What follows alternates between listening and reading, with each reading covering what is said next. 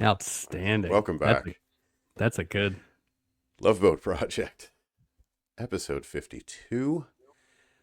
Mike, it's the season 3 season premiere.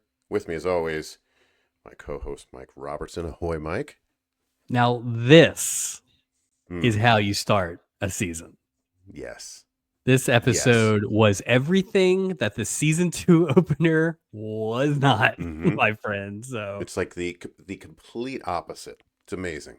Grandeur, new credits, Buffets, weddings, villains, multiple villains, even coats, heavy coats, glaciers, smooches. Come on. So many glaciers. I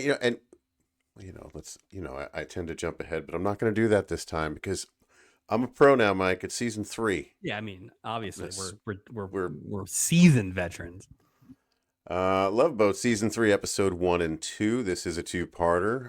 Episode is called The Alaska Wedding Cruise. Carol and Doug, Peter and Alicia, poor Julie, and Buddy and Portia. Did they call it Poor Julie? No, that's just me. They should. There's so many twists of the knife that I'll point out later. Like it's just a slow moving car wreck. No wonder. We won't say that. It's just funny. We'll get to it. I know, but hey, Julie had like one great moment last season. Let's untie it real quick.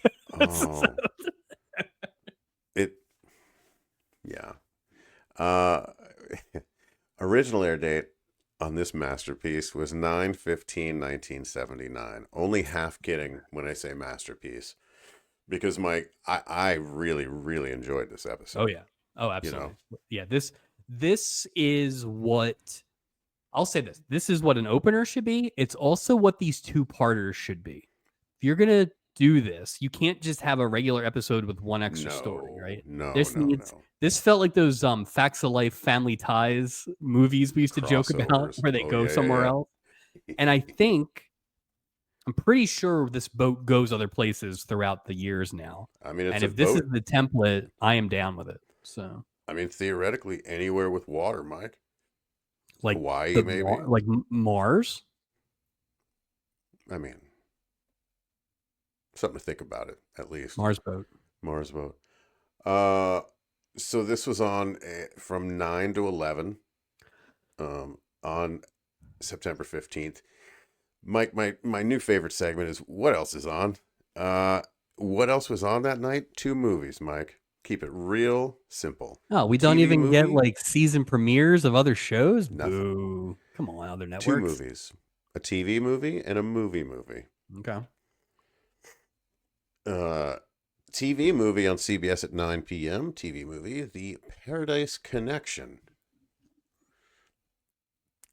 Okay. A famous Chicago criminal lawyer arrives in Maui searching for his son who has run away from a promising legal career and may be involved in drug smuggling. Wow. Okay. Starring Dennis Farina. Buddy Epson. Brian Kerwin and Paul Lambert. Buddy Epson. Yeah. Buddy Epson as the hard Scrabble Chicago attorney. Really? Or maybe he's the son involved in the drug smuggling. They put like he's in a Hawaiian garb. Aloha. It's George Burns and Buddy Epson. Father-son team. There's that. Or if that didn't float your boat, see what I did? Because it's I got you. Podcast. On NBC movie, The Iger Sanction. You ever heard of this movie, Mike? The Iger Sanction? Mm-hmm. No, I can't say I have. Sanction.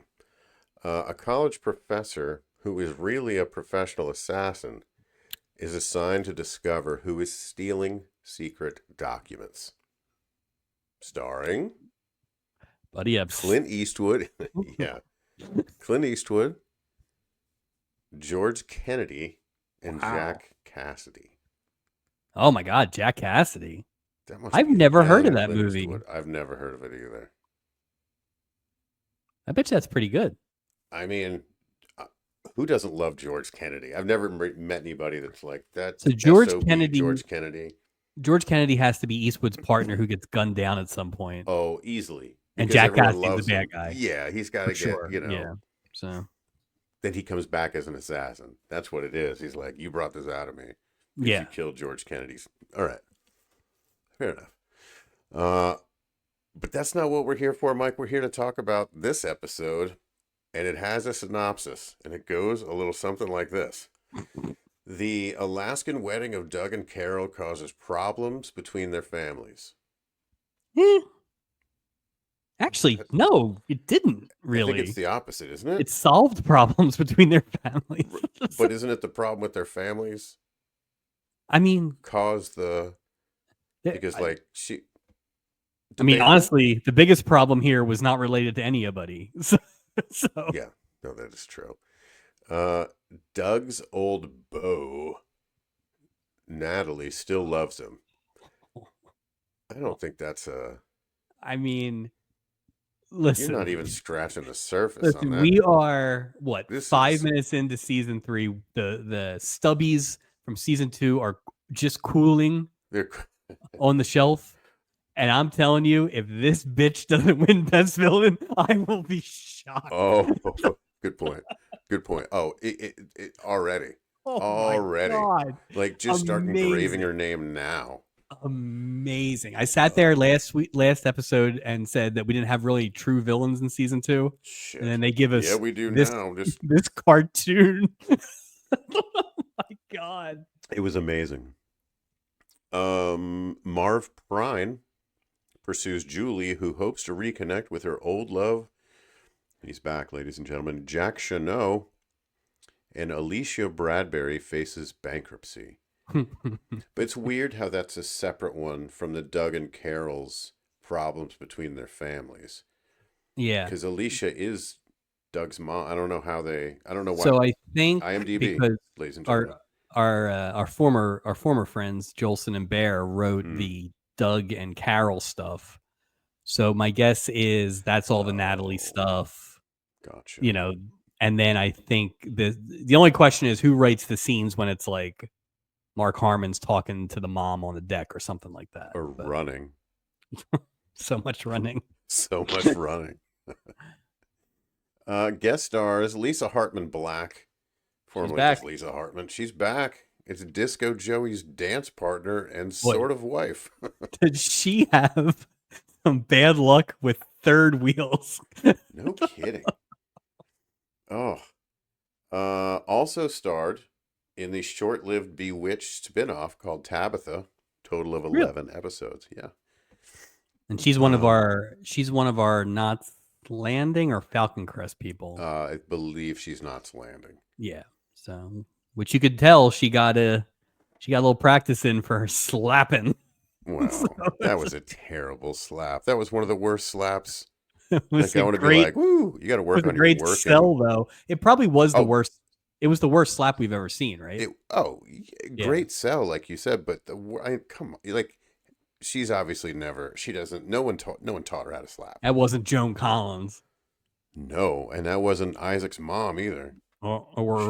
She could smack. Or our good friend Nurse Terry punching old Otto in the face. That's true.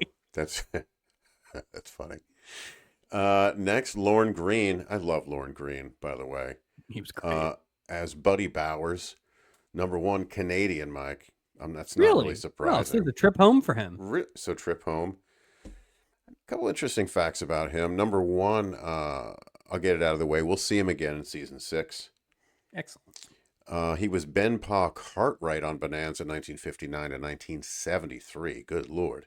Thank God we're not doing Bonanza Project. Yeah, that's...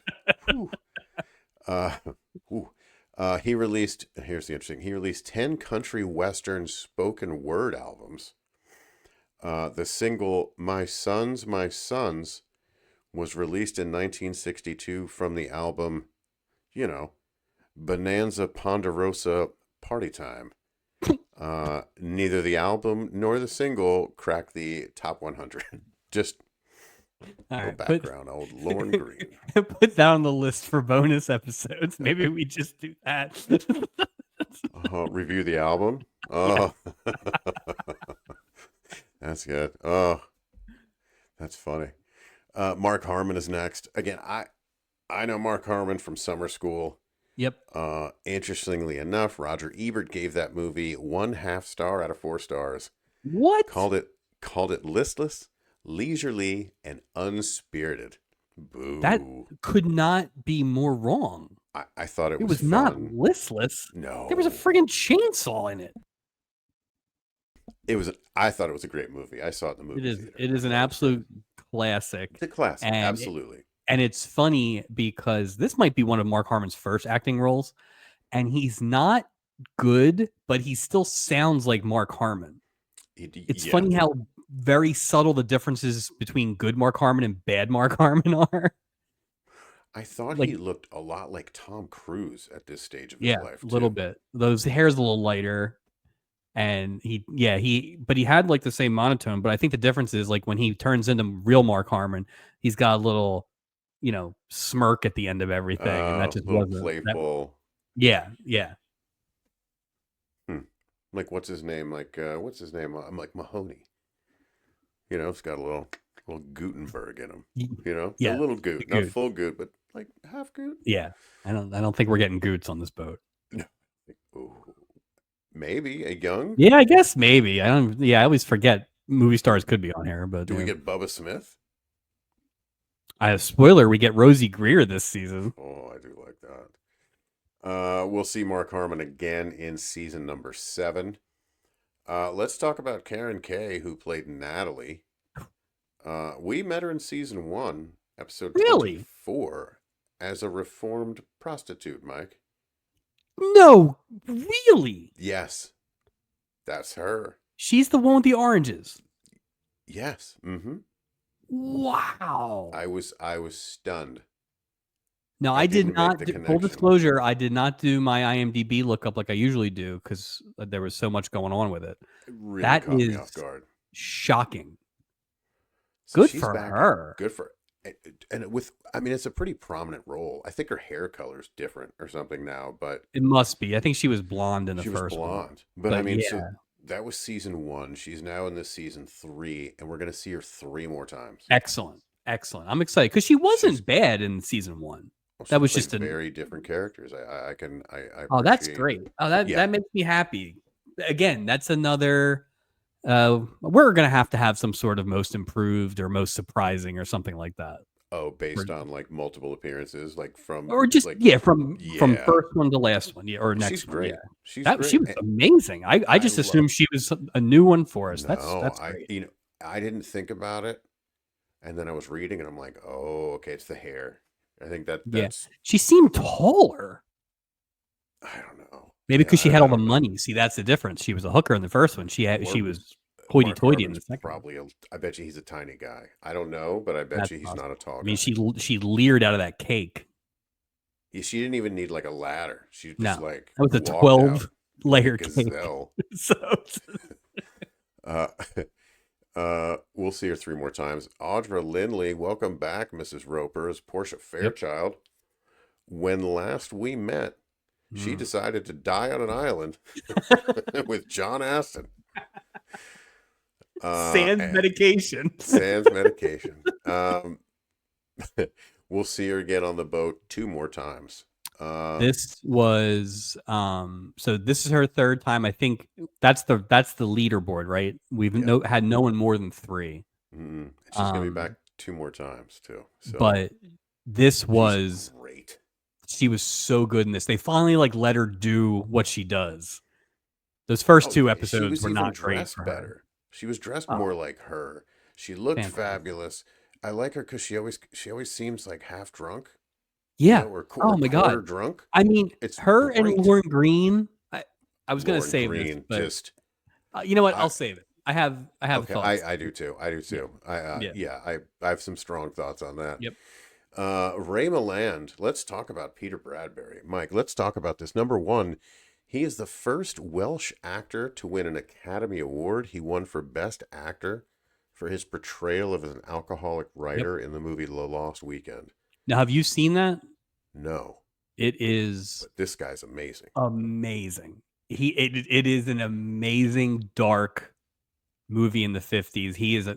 It was funny that he was playing a reformed drunk, but I was excited when I saw that he was involved in this because he's a little too good for all this, Dude. and he was great.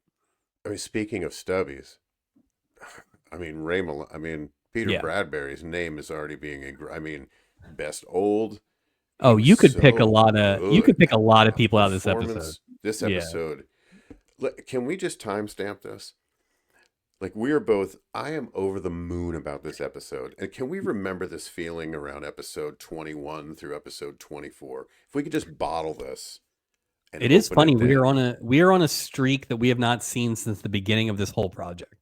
Honestly, that we've had 4 good episodes in a row. Yeah, but So, this was this was as good an episode as we've probably seen since O'Rourke. Yeah, yeah. Like, I don't think anything in season 2 was as good as this. I agree with you on that. I agree with you. I'm even going back to season 1, like episode 3, like different episodes to John Ritter, and it's going to be tough, but we'll find out. We'll find out at the end of this episode. And this is Ray Milland's only appearance on the Love Boat. Well, he only had 6 months to live. That's true. That's true. He takes it day by day. He's like, one day at a time. But none of those days were they filming the Love Boat. So you're saying you can't film on consecutive days? I won't know till tomorrow. Oh, great. He's a real pain in the ass. Donnie Most as Marv Prine. Interesting, Mike. We're going to see Marv Prine, the character, again. Really? In a season 4 two-parter. The character comes back. I was not expecting that. I wasn't either. Although they painted him in a very nice light, I thought. Yeah. Of course, I'm talking about Ralph Malph from Happy Days. Interesting fact here. He appeared in the animated show The Fonz and the Happy Days Gang. Henry Winkler, Ron Howard did the voices for this cartoon.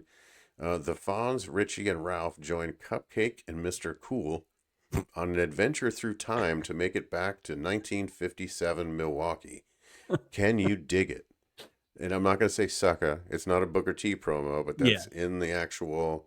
Mr. Cool. Yeah. Oh, sorry, Bonanza Ponderoso. Now we're going to do this. We're going to do the Cupcake and Mr. Cool project. Hello. So yeah, we're going to see Marv Prine, season 4 two-parter, and we're going to see Donnie Most as a different character in season 6. So are we at double digits for Happy Days characters at this point? I think he was everybody except Tom Bosley and then the big 2. Oh, I guess we haven't gotten Joni yet either, but I wonder if you get we got both chefs. We got Scott Baio. We got Anson Williams. We got the Mouth. We got who was Pinky Tuscadero. Yeah. That's maybe not as mad as I thought. Still. Oh, Mrs. Cunningham is the one. Right. Mrs. Cunningham was on. Mrs. Cunningham. So we need Winkler, Howard, and Bosley. We're not getting the first 2. No. So. No. I think Soap might be the one that we really have the most. Yeah, it's got to be. Really. Yeah. And finally, and I don't even want to say this guy's name. Screw you, Jack Chanot. Tony Roberts is back, sort of back, but he's back in flashback form and in fishing. This is his last appearance on the Love Boat. Thank goodness. I will save it for when that scene comes up. I get it. I thought that was. But I was. We'll talk about it when we get there. But yeah, it was not. It's a weird way to handle a situation. He did not put in a lot of time. So no. He wasn't getting paid by the hour at all. Like, not one bit. Anything to go over before we get on the boat? I think everything else can be dropped into the episode, but I do agree. I'm very excited. This was by far the best two-parter that we've seen. And I think we'll point out a lot of the reasons why that was the case. So I think, I was saying earlier how, I don't know if I said it before we were recording, but normally a two-parter, even even a 90-minute, is just like, oh, it's tough with the notes because it's back yeah, and forth. I think this is the most fun I've ever had taking notes for an episode. it's a doozy. It, Well, and that doesn't happen. Like there's a lot of detail, but it I got sucked mean, in. we kind of both had the same conversation. The wives watched a good chunk of Yeah. this one. Like my wife at one point, I ran in the other room and she paused it and she's like, "Oh, you want to start it again?" Like she was excited to see some of this nonsense. So I was only going to watch the one part and I was going to go back to it. And I was telling my wife, hey, I'll watch this later. And she's like, well, we watch it right now. yeah, And I was like, okay. And we have a like deal now where yeah, I'll be finally getting a curious, but little, like, yeah, is this going to be like, oops, we hit the peak of Love Boat? Like this is as good as it gets. We're that's like what I said. I excited. was like, well, We've been hold on. excited for 4 straight Yeah, episodes. hold Come on on. now. Let's pump the brakes. What are Yeah, we doing?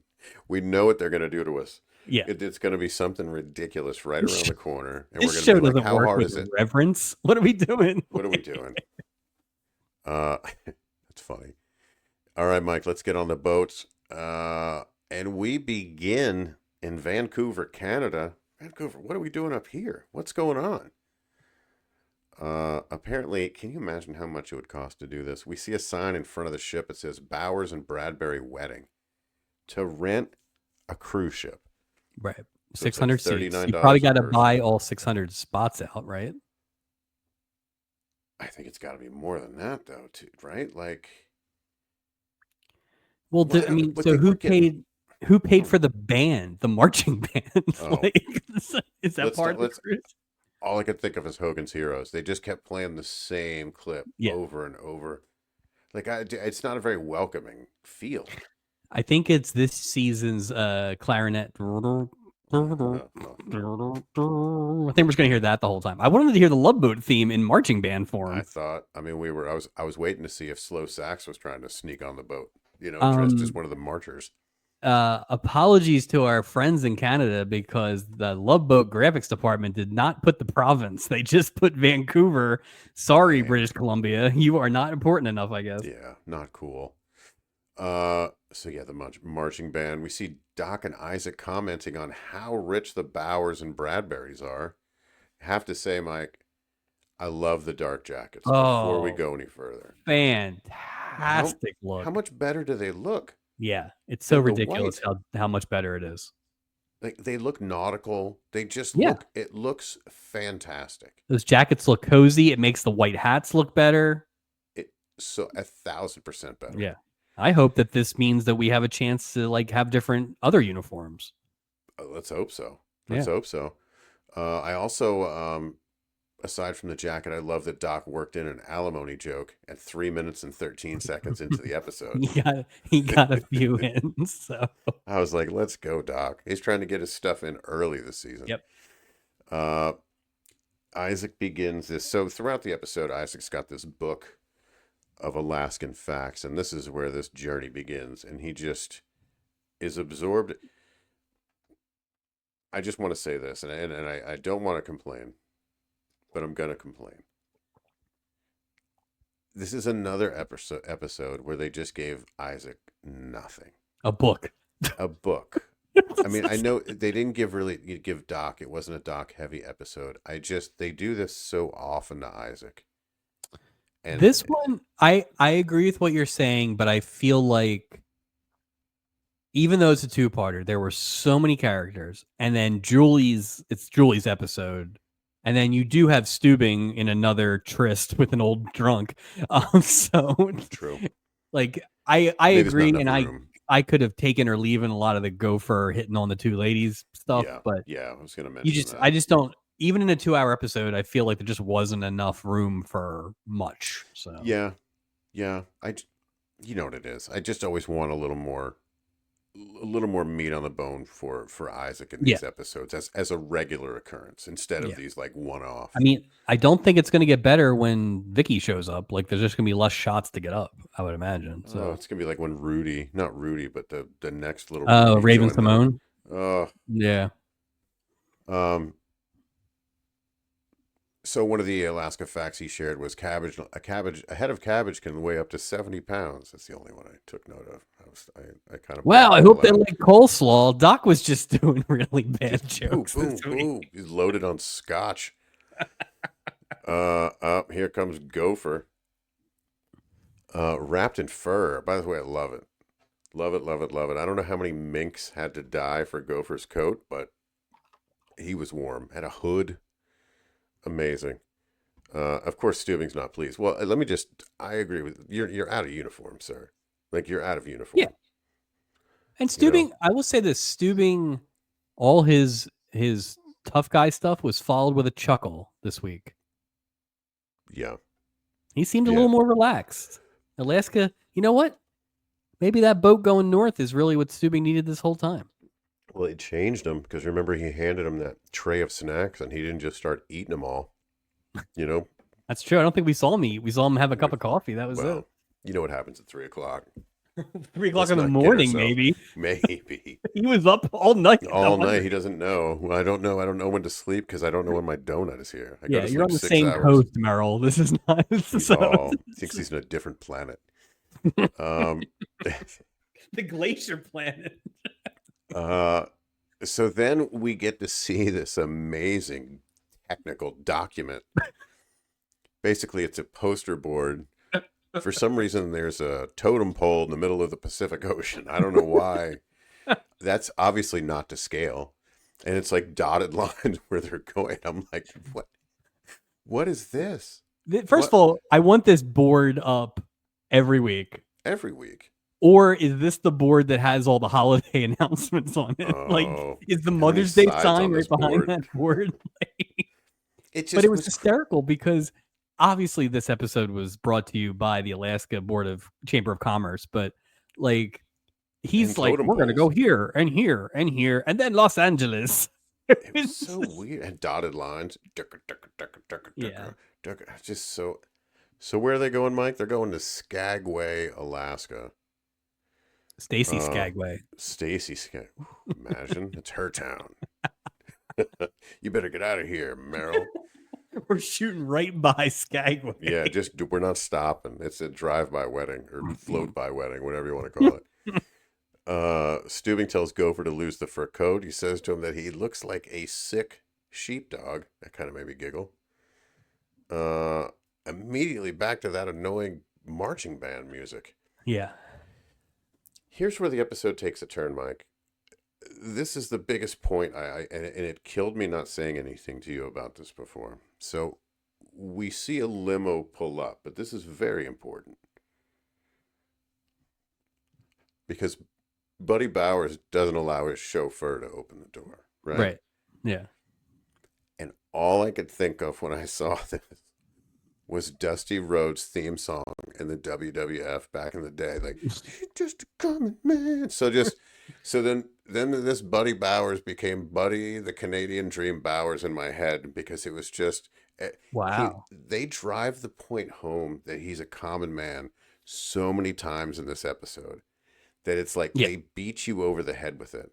So I mean, just the fact that he had that awesome jacket, that like dude. And the coyote duster. Too. Oh, like, he looked. He probably killed the coyote himself. Like it was on the way. Awesome. So while you were thinking about Dusty Rhodes that whole time, I was thinking that those chauffeur looked a whole lot like Anderson the steward. So, oh, that's awesome! I'm back in business. You know, it's one of those like, hey y'all, give me that $100, please. He's been fired. Get out of here. They waited till they got to Vancouver to fire him. Get out of here. Boo. He tips his driver $100 bill. I was like, well, how much is $100.79? That's a pretty fat tip. That's a pretty fat tip any day. That's a pretty fat tip now, yeah. Yeah.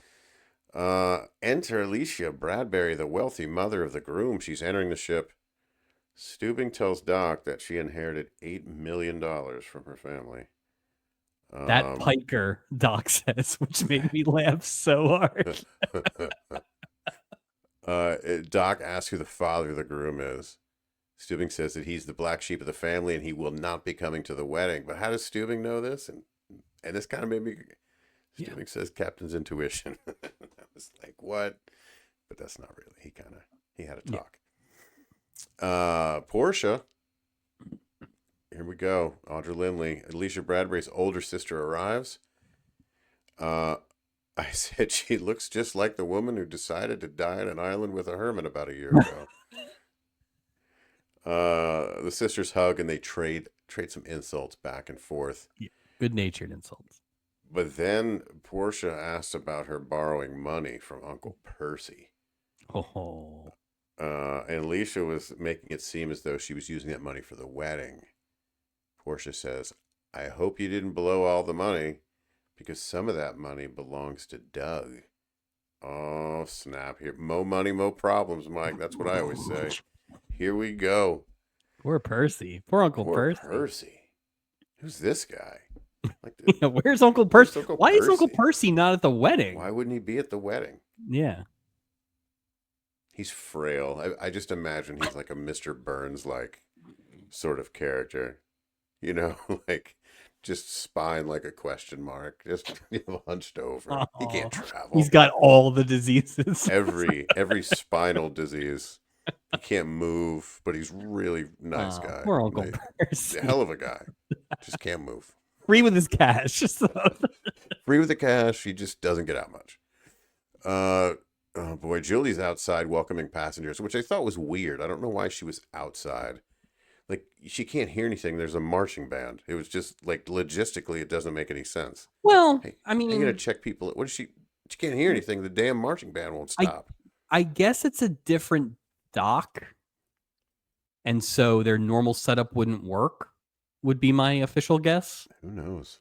I mean, eventually, spoiler, Ray Milland just zips right through. So maybe that's why she was outside. So. Yeah, maybe so. Can we talk about real quick? Yes. I'm holding judgment because this is a mainly outside in the cold and rain episode, but Julie's got some different hair, and I you know, the late 70s, early 80s were not a kind time for styles all the time. So no, yeah, I'm not sure what's. I mean, it's definitely grown out. We could talk about this. It's grown out, but I don't know what's going on. She looked better at the end of season 2, I think. So I think this was a style choice that just happened in the late 70s. I feel like her hair is always like in the middle stage. No matter when it is, it's always in the middle stage. I'm like, what? So I want to give it. Doing? I want to give it a non-outdoor episode before I make a final judgment. That's you know what? That's fair. That's fair. Because we're in the elements. Exactly. Everybody. I mean, God, how many scenes did they mention how bad it was raining? Which clearly meant it wasn't supposed to be raining. So. It's also funny. I almost expected to hear some American Girls type wind sound effects as we were watching glaciers. Everyone in this episode looked worse for wear in 5 minutes than Terry did 6 weeks trapped in that mountain. So poor that one of them wouldn't have made it. It would have been a nasty situation. But if you missed it, you should check the archive for our bonus episode. Julie's having a flashback, Mike. You know how I feel about those. So, first official clip show flashback, right? We've had flashbacks, but they were not like this. They were new. It was like, because remember they like when Meryl and when they put the hair thing on. Yeah, this is an actual new or scene we have seen before. Mm-hmm. Yeah. Yep. Her saying goodbye to Jack. Oh, we should go back and clip what we said about each of those scenes and drop it in here. Oh, that's funny. That's too technical for us. But that just is imagine. Technical. Yeah. And him saying, like, if you ever get up to Alaska, again, this is season 2, episode 14, the Julie Falls Hard storyline that we covered. Stubby nominated episode. It was a good episode. Julie's flashback is interrupted by who? Ralph Malph. Love it. I have a hard time calling him anything but Ralph Malph. I'm just going to say it right now. Yeah, you grew up with the guy. Well, it's funny that his name is Marv because I kept thinking it was Mark. I had a hard time. I had to just go back to Ralph Malph because I got so confused. He's the best man in Doug's wedding. He immediately starts flirting with Julie, but not in a creepy way. I'll say not Never creepy, creepy. which is nice. Never Not creepy the whole time. Good for you, Ralph. Yeah, I'm a fan. She's not interested, but she gives him a maybe. Okay. Yeah. Bridesmaids are here, Mike, and we're keeping score here. So the bridesmaids arrive in a cab, right? It's just a working man. I'm just telling you, we're going back now. But see, because they know her, are they maybe local? Like, are they from Alaska or Vancouver? Yeah, but why would they come down to Vancouver to get on a boat just to go back To to where get they on came from? to get on the boat, I guess, as a whole experience. Yeah, I guess that's true. Did you see who one of the two bridesmaids was? I did. What was her name? Newhart. Julia Duffy. She was Stephanie in Newhart. Is that a current Stephanie, thing? one of the great. I did a Newhart rewatch a few years ago, and that baby holds up once you get past like season 3. I But really enjoyed that show. She is so good, and obviously not playing anything near here, but not a Kernsing, but have much. Definitely one of those people that 10 years later, she would 5 years later, she would have been like if she comes back. Oh, it's a get at that point because exactly. she's like established. Yeah. Oh yeah. Yeah. Bridesmaids show up and they. Yeah, I have a story correction later. If I forget, please remind me. The wedding officiant. It's related to the wedding officiant. Okay. Says it would have been nice if Doug had married the girl next door instead of the granddaughter of an oil magnate. He just points out dumping exposition everywhere in this episode. But I was like, what? It just seems such an odd thing for this guy. Like, that's your first impression with this dude. Is just he can't just man be of the friendly cloth. and just like, keep it under wraps a little bit. Like, I hate the woman that you're marrying. Yeah, she's this and it just. He points out the girl next door. Enter Natalie as she arrives in a limo. Not the common man. Not the common man there. You know how many times I listened to that song when I was doing these notes? I couldn't stop. I couldn't stop listening to it. It's funny. So Natalie doesn't even show up with a date. She doesn't even go through the pretense of bringing a +1. Oh, she's got a date. She knows who her +1 is. She's like, I'm leaving the boat with him. Jeez. Well, she wouldn't need much luggage. She didn't wear much. Well, she probably left it all on from a couple seasons ago. That's true. Would have been great if she had some oranges, though. I feel like in some of these scenes, she was wearing an outfit she might have worked in season 1. I'm just saying. Doug and Carol arrive, and the crowd goes wild. Except for Natalie. Nope. Walks over and just sweeps him away from everyone from Carol to meet other people, which is a wildly ballsy and villain move. She makes choices here that even villains maybe would have had a little more context to. Like, she just doesn't care. Well, something like that, that's how hockey fights get started. You do something crazy like that, like what?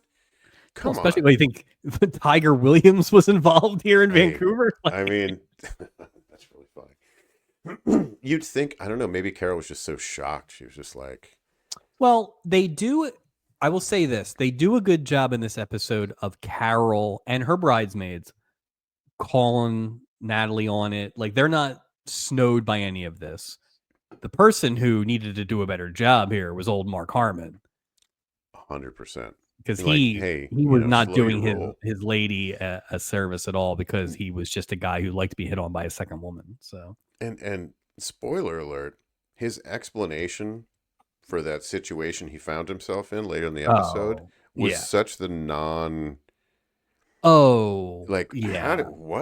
That's a nothing. Well, if I did it, we'll get to it. Yeah, a level of unearned for Mark Harmon a lot in this episode. Zero So. spine. He's like a boneless chicken. He has zero spine in this. It's really, really, it's weird. Yeah, and nobody looks pleased with what happened here except for Natalie. Natalie's like, Well, that's the thing too. It seems like weird, a lot of people know what's happening, right? Like it's they not all like know it, and they expect it too. I mean, yeah. if that priest or whatever was like, oh yeah, that's who he should have been with, and that's probably what all those rich people are thinking. She was very much a Hallmark Christmas movie, but one of those ones where, oh, I'm a maid and now I'm a queen kind of movies.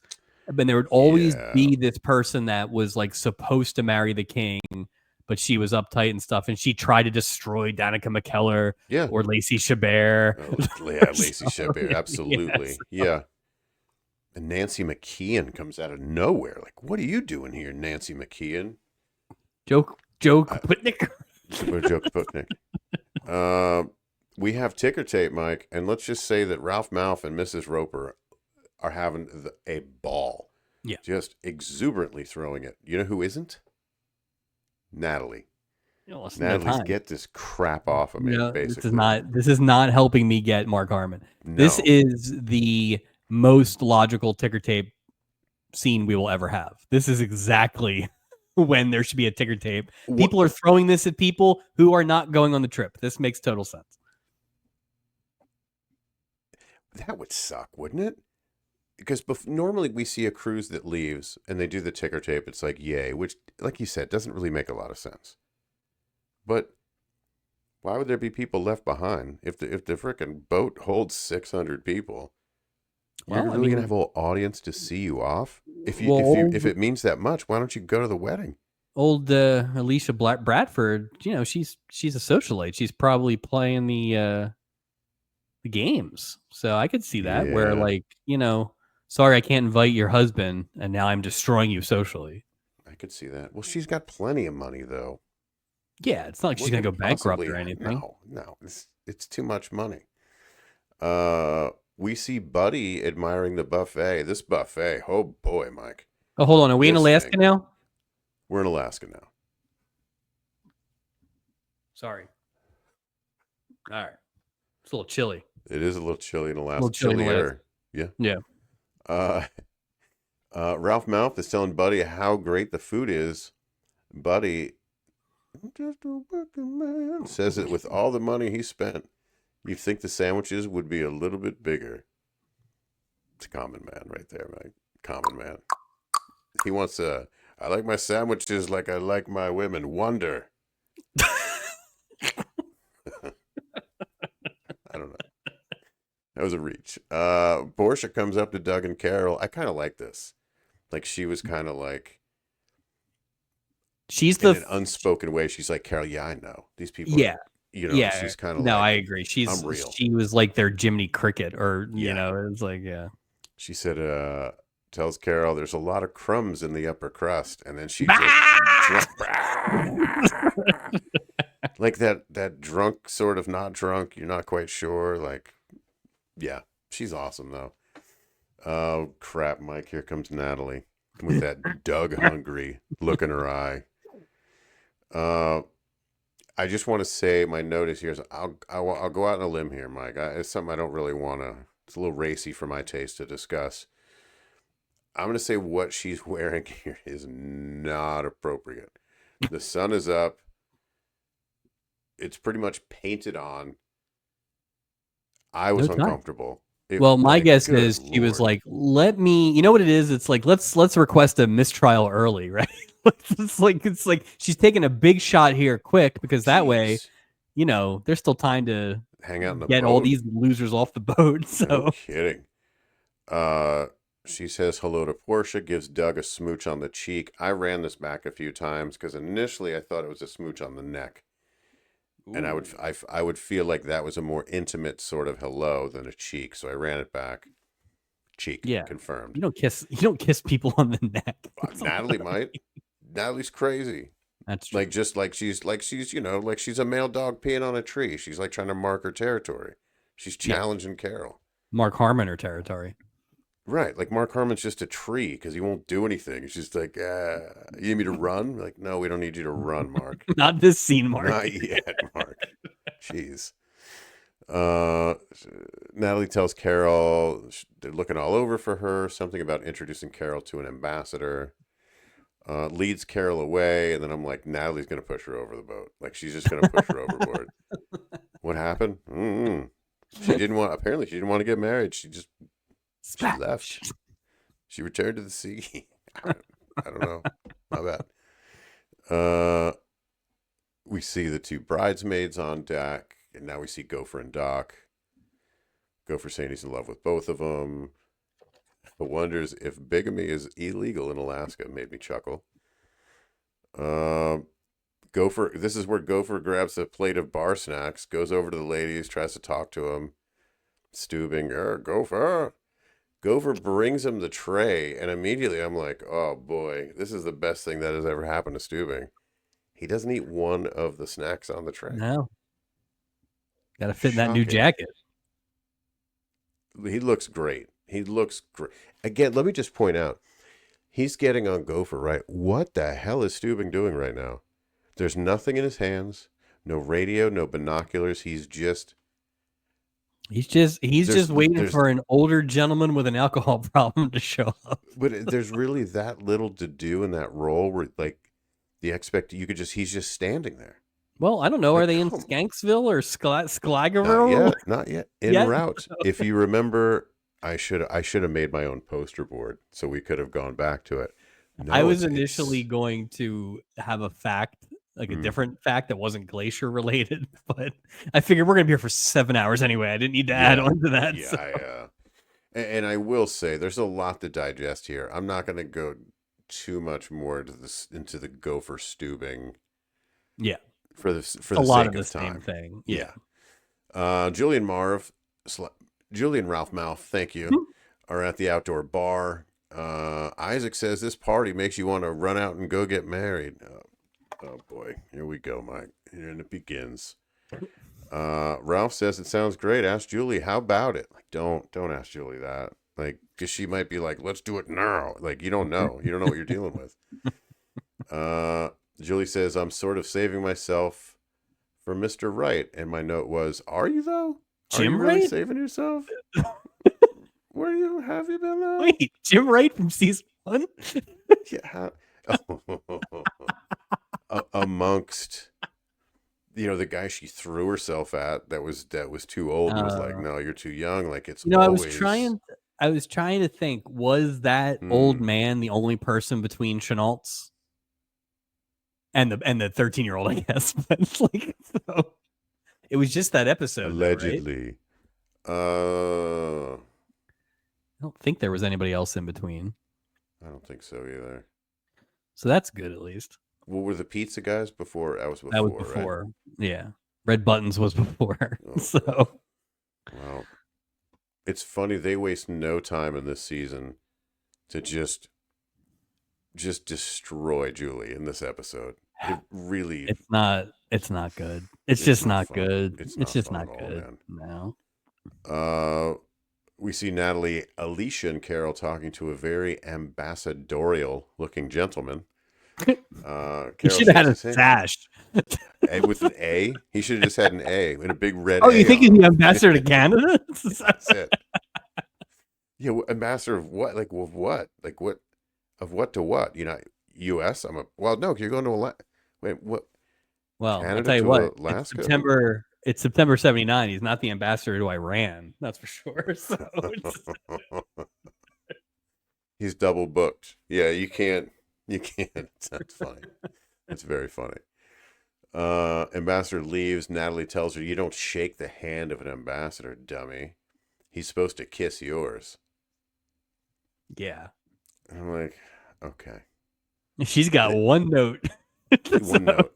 But again, this is another... It's just a working man. This is just another example of the funnel to let you know that Buddy and Carol are common people. Like they come from nothing. But they're also another way. Filthy rich. But they're also filthy rich, right? Which doesn't... It's a weird... Yeah, I said I fully expect Common Man to start playing as Uncle Dusty, arrives in a yellow polka dot suit. Alicia and Natalie continue to crap on Carol's lack of wealthy people knowledge. Oh, is this the Even scene where Alicia, Alicia goes, "Yes, I imagine you couldn't learn how to be like that all the time." Like she just like she's such a dick. It's she just goes so from 0 mean. to 60 with that affect in some of these scenes. Like, You know, what's funny too is it's not natural to the ear. no. You know, it's such an it's just like, oh, Well, is that is that how everyone acted?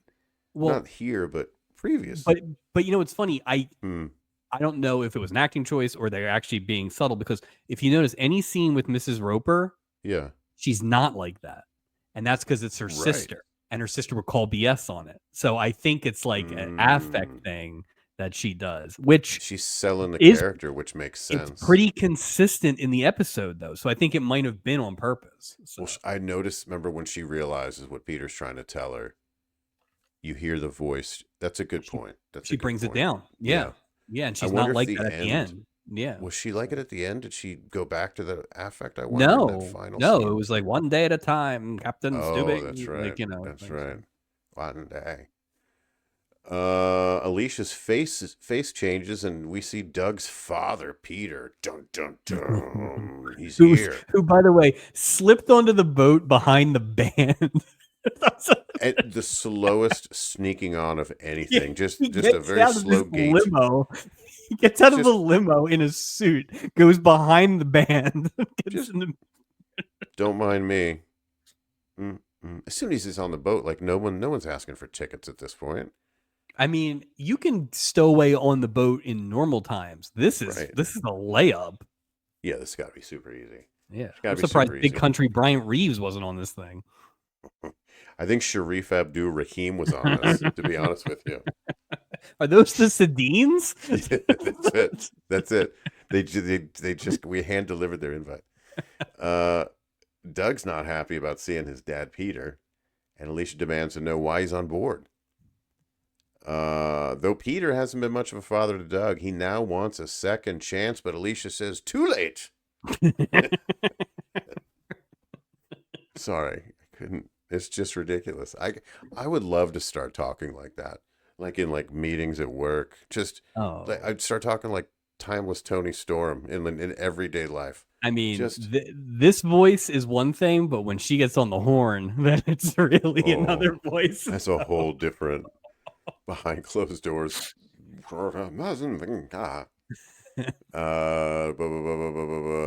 Peter tells Alicia, I may have the same old face, but I'm not the same old clown.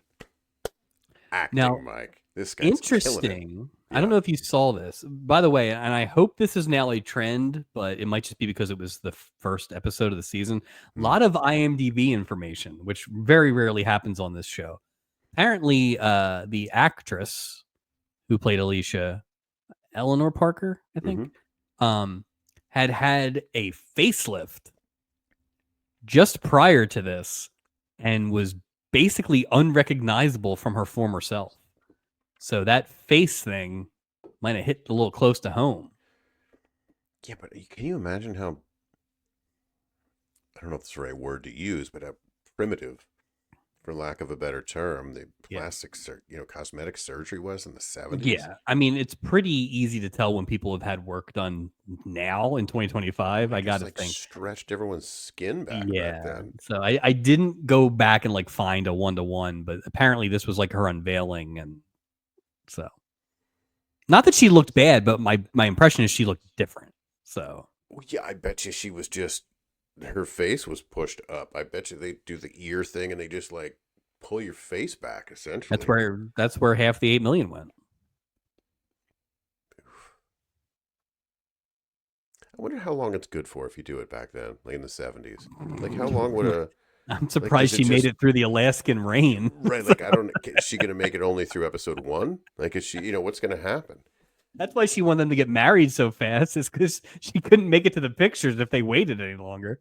I'll melt, dear. I'll melt. Oh, Douglas. Buddy's in a tux adjusting his tie when Portia comes along. I love this. I love their interactions. It's so much fun. So good. She says, I've never seen a man hang himself before. And Mike, the reason why he can't tie one of these things, he's just a Because he's a common common man. man. He and Portia flirt, and then Portia walks off with like a certain level of sass. That's Oh the only yeah. way I could Oh, describe they it. flirt the whole way across the room, basically. Good for them. Good for them. I Yeah, love it's them. on. It's on already. And then I thought, like, too, what if Lorne Greene was the captain of this ship? Ooh, that'd be interesting. Well, you Right? watch. See, I didn't watch Battlestar Galactica. Was he the captain of that did. ship? Yeah. Okay. I didn't love it. I know a lot of people loved it. But the newer one, but the older one, I mean, it had Face on it. I mean, that's pretty cool. Yeah, Face and Aaron Gray and that robot, right? And no, that's Buck Rogers. Aaron Gray was on Buck Rogers. With Twiggy was the robot. Oh, that's right. What's her name? The terrible waitress actress was on Battlestar Galactica. Not that this is the Battlestar Galactica project, but you know, we have a little knowledge, peripheral. Do you think that robot from Buck Rogers will be on the boat? Oh, I hope so. I hope so. Do you think we'll get a robot in the portal? Well, I mean, we sort of got the Love Machine, right? I'm not saying it was a robot, but I think but I want having that leads to. I want like the robot from Rocky 4. What if it's or like a Johnny robo 5, bartender? It's like one a of John those. Henry type situation, and Isaac is determined to beat this new robot bartender. Yeah, writes it's got to be itself, something. Mike. Or a It writes robot itself. captain. Oh, that would never. That would never. Out like for real, the actor would be like, "That's never happening." He's too threatened. He didn't want to deal with it. Who's gonna eat the donuts? Put him in the floppy disk drive. In her cabin, Alicia's on the phone making deals with her investment broker. I don't know that these are deals. Well, yeah, I don't know if they're deals. He's telling her, well, she's asking for a deal. She's asking for, hey, do me a solid and shut up for a few days. Ixnay on the awking day about the only day, like. So the line, I don't know if our friend Chris Kamen, the radio officer, is back, but the connection from this ship to shore is terrible. So Did you say Chris Kamen? Who is it? Chris Capers, whatever his name was. No, not the Clippers Center. Talking about the thin-haired gentleman that played for LA for a few. Because the phone kind of drops at one point when she's like, "Wait, did the stock go up?" And I'm thinking, like, honey, if the stock went up, your stockbroker wouldn't be calling you. Yeah, it's not. You really have selective hearing. It's that affect. Good Lord, you can't even hear real voices anymore. But she mentions that she can't sell the stock because she put it up as collateral for a private loan. And the stockbroker is like, "Well, my hands are tied. They got me by the balls here. I can't." So I reached out to a financial advisor. Sure. To ask if putting up stock as collateral for a loan is a common thing. And he said, yes, it is, as long as it's agreed to by both parties. But he said the reason the stockbroker was having such a fit about it is because they're being selfish in that situation, because they only obviously make money if you're able to sell it. If she can't sell it. Oh, then they get nothing, basically. Right. So the real villain in this is the stockbroker. Uncle Percy, who was probably taken advantage of, is a close second. So. Uncle Percy's like giving her points on the loan now. He's like, well, 65%. Percy, maybe Percy's a loan shark. Uncle Percy is just like it's like Dr. Eyes. It's just a nickname. That's why she needs him to give 3 days. She's going to stay and don't show up on the boat and break my fingers. Yeah, that's what it is. She's going to be in Rango Bay or wherever the hell some of those places were. Well, what was that guy's name that the woman that Doc knew, and it was one of Doc's exes, and he was married and he was a gambler. What's that guy's name? Vinny Del Risi. They're gonna bring Vinny Del Risi on the boat to take care of the boat bookie. Yep. That shady guy he gave money to when they were doing that weird outdoor horse racing thing around the pool. First commercial break, Mike. It's moving right along here. Doug and Carol arrive in the Acapulco lounge to a smattering of applause. They move to the dance floor, begin dancing, and they're semi-surrounded and in a very aggressive manner by violinists. It's just like circling them there. I'm like, back up, back up. What are you doing? Weird. We see Isaac pouring Doc a drink. He still has that stupid book in his hand, in his non-pouring hand. We do see him pour something. Maybe not mix a drink. We saw him pour a little water in Doc's scotch.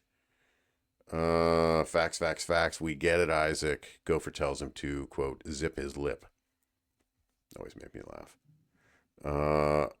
Like up your nose with a rubber hose. You know what I mean? Like just makes me giggle each time. Yeah. Buddy enters the lounge and smiles as he sees Carol dancing with Doug. Look at this. Buddy's just salt of the earth, Just man. He's proud just grandpa. just a warm human being. Sits down at a table next to Portia. Explains that he raised Carol and that they were poor. Wait, they were poor? So that would make him a common man? And then he struck it lucky.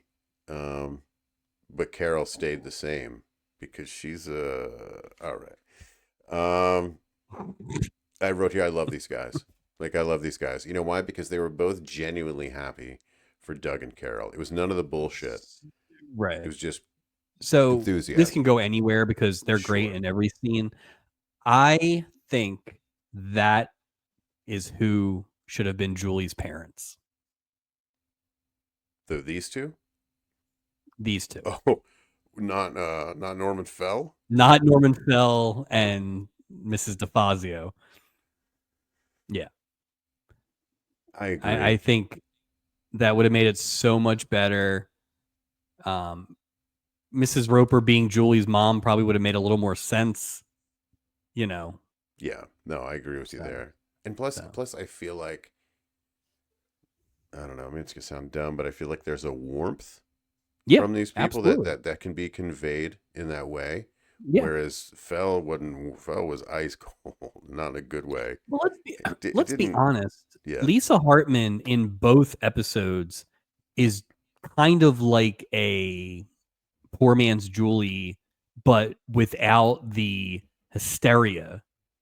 Like, she's still running into bad situations and probably getting taken advantage of, but she's like a little more in control, it seems, of it. So not as flighty, not as prone to walk into one. So just looking for rebounds everywhere. She's like Dennis. You think Julie would have hit somebody ever? Oh, is Julie ever going to hit anybody in these shows? Probably not, right? No, probably not. Yeah. Probably not. Gopher tries to talk to the bridesmaids again. It was a whole weird thing. I'm skipping that. Peter approaches Doug. Doug introduces Carol to Peter again. Peter is Doug's father, who wasn't around. Tells Doug he won't spoil their fun and walks away. Real quick, here comes Natalie. Here we go again. Tells Doug they're playing their song. Which, that's your song? That's your song? This weird clarinet instrumental? Really?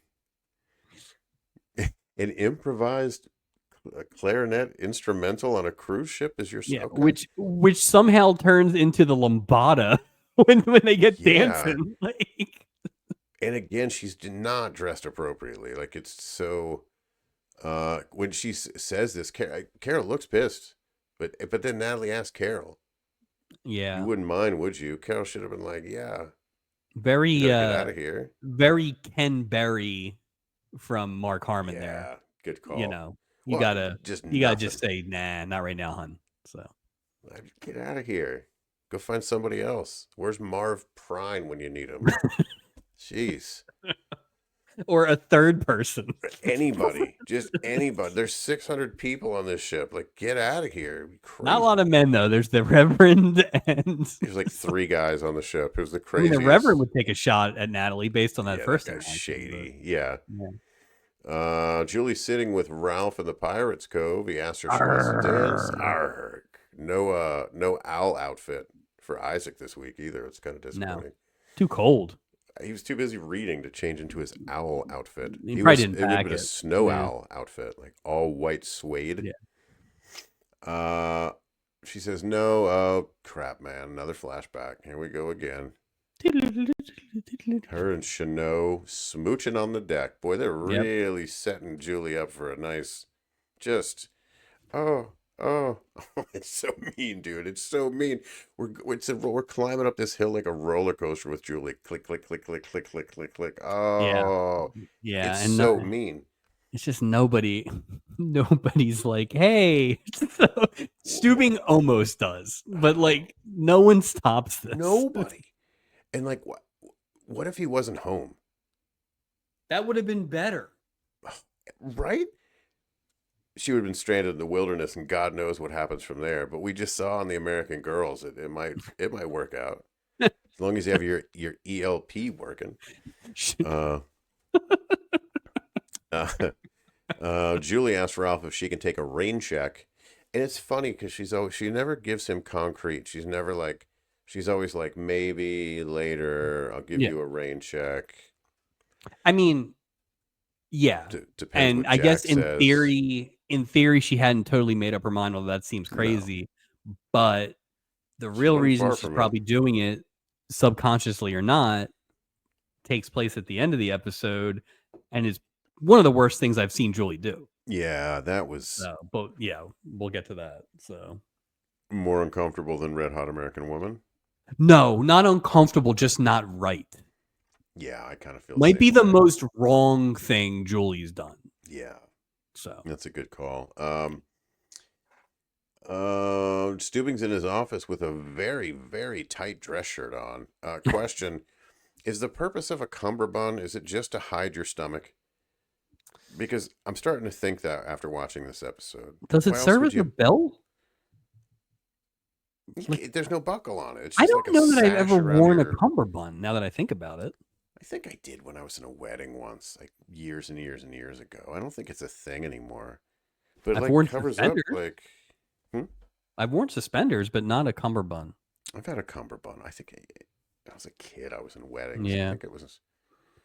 But I can't imagine I wore a cummerbund to prom. I wore it when I broke my ribs. It's just You wore a wrapped in a cummerbund? cummerbund. So, That's funny. like Hogan against Bundy. That's all you need. Well, unless you're Iron Mike Sharp, I want to see what's underneath that wrap. Yeah, don't worry about it. Don't worry about it. Speaking of Canada, Yeah, it's Vancouver's own Mike Sharp. Mike Sharp. Steubing's in his office again. Very tight. Very tight. Knock on the door. It's Peter. He introduces himself to Steubing. Tells him he's a stowaway. No, Captain, I'd like to turn myself in. This guy's great. Found out the cruise was sold out, but he said it was important to see his son, and then he'll get off the ship at the next port of call. Tells Steubing he doesn't belong here. And apparently Steubing was like, nonsense. Yep, because you, my friend, are older than 60, which means you can stay in my room. Yeah, you can stay in my room. And if I was him, I'd be like, well, where? Next to me. Snuggled in next to Meryl. Where are you going to sleep? This is You can't. People get to a certain age, they can't sleep on a. You can't. Well, be like I always 60s assume he and takes sleep the on a couch. Who? Yeah. Meryl. Meryl's got to have 3 a pretty p.m. good... donut. Oh, he's got a great bed. He's got a race car bed. Imagine he has a cruise ship bed, like a little plastic cruise ship he sleeps in. Yeah, somebody got it for his 5-year anniversary for him. That and that So- stupid watch that stopped so working too. mad. This poor guy. Oh, so yeah, so he's going to stay with Steubing in his cabin, and they'll figure out, Figure it out in the what to do morning. next day, and we go to our second commercial break. All right, let's do this. Next morning, Carol finally tells Dougie she's not happy about how blatant Natalie has been with Doug. No shit, right? Like you said, hey Ken Barry, open your eyes here. What's like? And his Doug's like quote unquote logic behind it is that I guess Natalie's been kicked around by her parents, who I assume are also rich folks or whatever. And he's traveled the world with her. He basically says she's just a friend, but he never really says like, I know it's making you uncomfortable, I'll shut it down. Never. Ever. He's just like, I'm Doug. And pretty charming. And I bet you the fact that he was a good looking guy, maybe they're just portraying him as just dumb as a box of rocks. I think he's a bimbo. Yeah, I think that's where it ends up.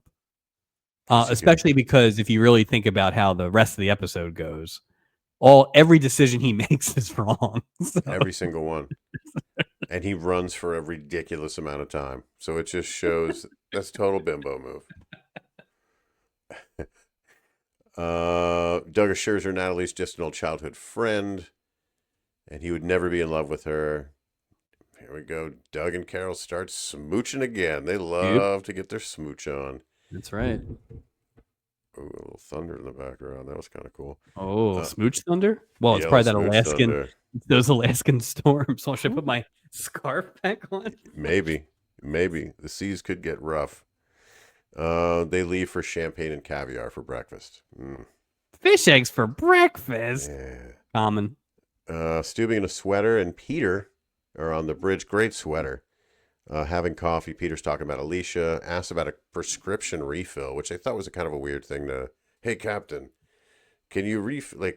Well, he didn't. Hold on now. He didn't ask the captain to take care of it. He just asked where to go, and the captain decided to take care of it. Fair enough. Oh, okay. You know what? Steubing says he'll take care of it. And my note was, how? He'll give it to Doc. What if he doesn't have him on the boat? I don't know. My well, then they'll do what they did. They said they had to send out for him. What, the guy showed up on a jet ski with this high-powered... well, I mean, they're making... I don't know if you saw that handy map at the beginning of the episode. They're stopping a bunch of places. You maybe can't they picked him up glacier. at the... You can't hit a glacier without a Rite Aid. Well, I'm just wondering, maybe at the totem pole, they had a pharmacy at the totem pole. They stopped there. It's an Eckerd. That's it. The floating Eckerd. Julie and Ralph are standing on deck. For some reason, for somebody not interested in Ralph, Julie is spending a lot of time with him. She's got Ralph on retainer. Yeah, she's like, you're on deck. Also, you know what's funny? Like, now this isn't always the case, but usually your best man, if he's not related to you, especially, is probably friends with all your other boys. Like, we never see Ralph with anybody else. He's spending all his time with Julie. Well, we never see any other guy, like Doug's guy friends. Right. He doesn't, because you know why? Because he's a bimbo. That's why. Nobody wants to hang out with him. He's just vapid. Just nothing happening. Fucking Doug. Yeah, she says no to Ralph's dinner invite. Julie says she likes him, but admits there is somebody else. Tells Ralph her previous decision, and she says she's been thinking about it. Oh boy. Portia arranged all the gifts. All the gifts are sort of laid out for the bride, but Alicia criticizes how things are laid out. Buddy interrupts, liking the arrangement. Of course he does. He doesn't want anything complicated. You know why. And Portia and Buddy continue their flirting. Alicia tells Carol that she has to leave to take a phone call. Here it comes, Mike. It's coming. Well, she got a message from Julie that she's got a ship to shore call. Go wait in your room for it. So, that's a weird thing, right?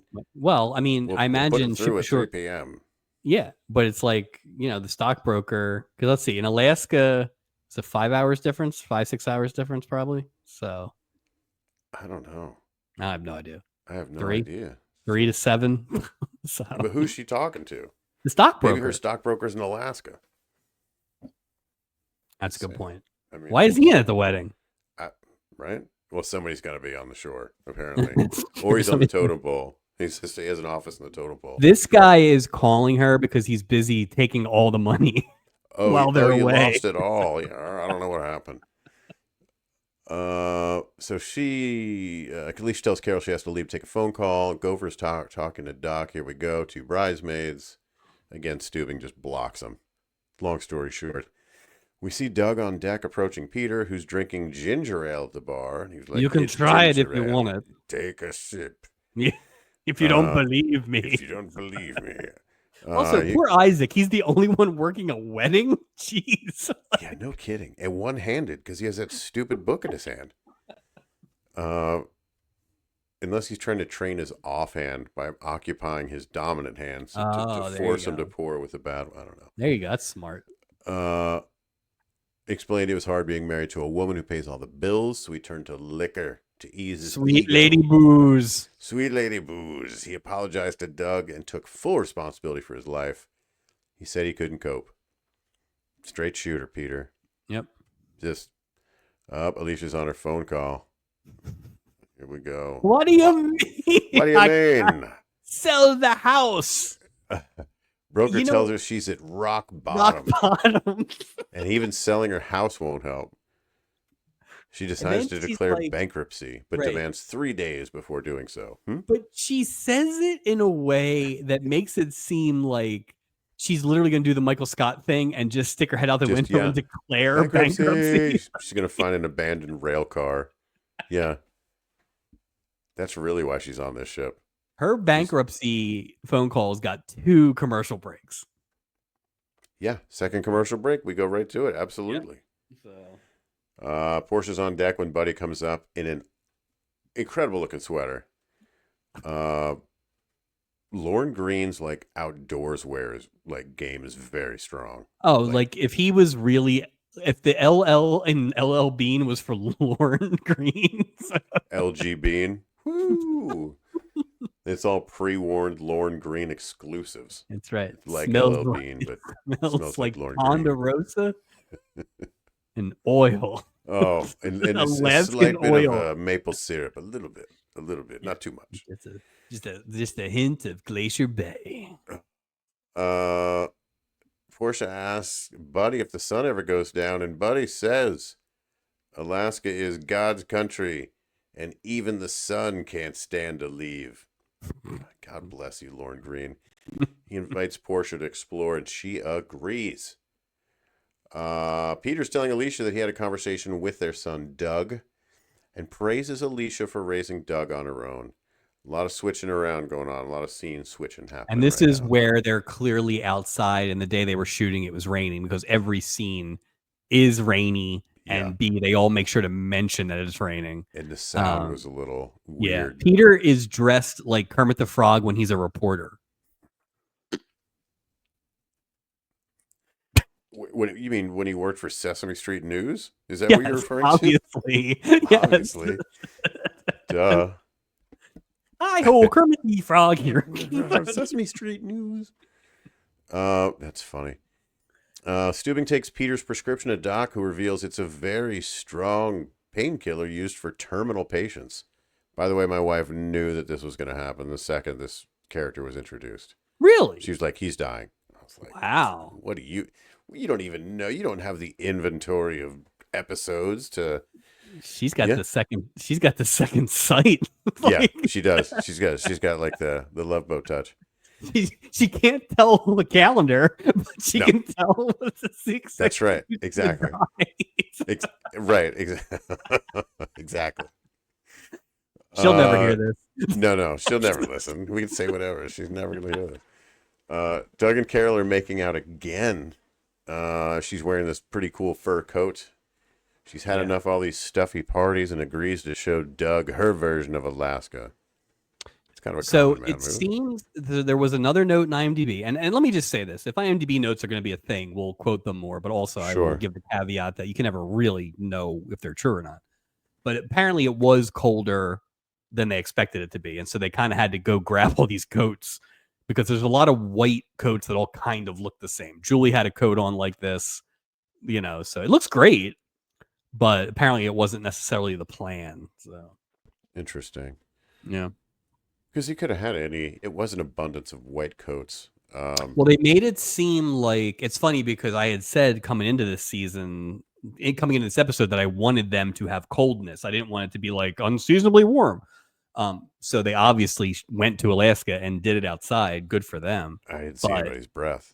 I get that's true. But we weren't at night either. No, that's true. Yeah. Peter sitting by the Mendenhall River of ice. In Alaskan, Alicia shows up. He apologizes again. He wants her to stay there with him, but she needs to get back to the wedding arrangements. Peter calls her the great planner and wants her to stop planning and start living. But he goes back to the ship with her. But they don't run back. They walk back. Well, he can't run. No.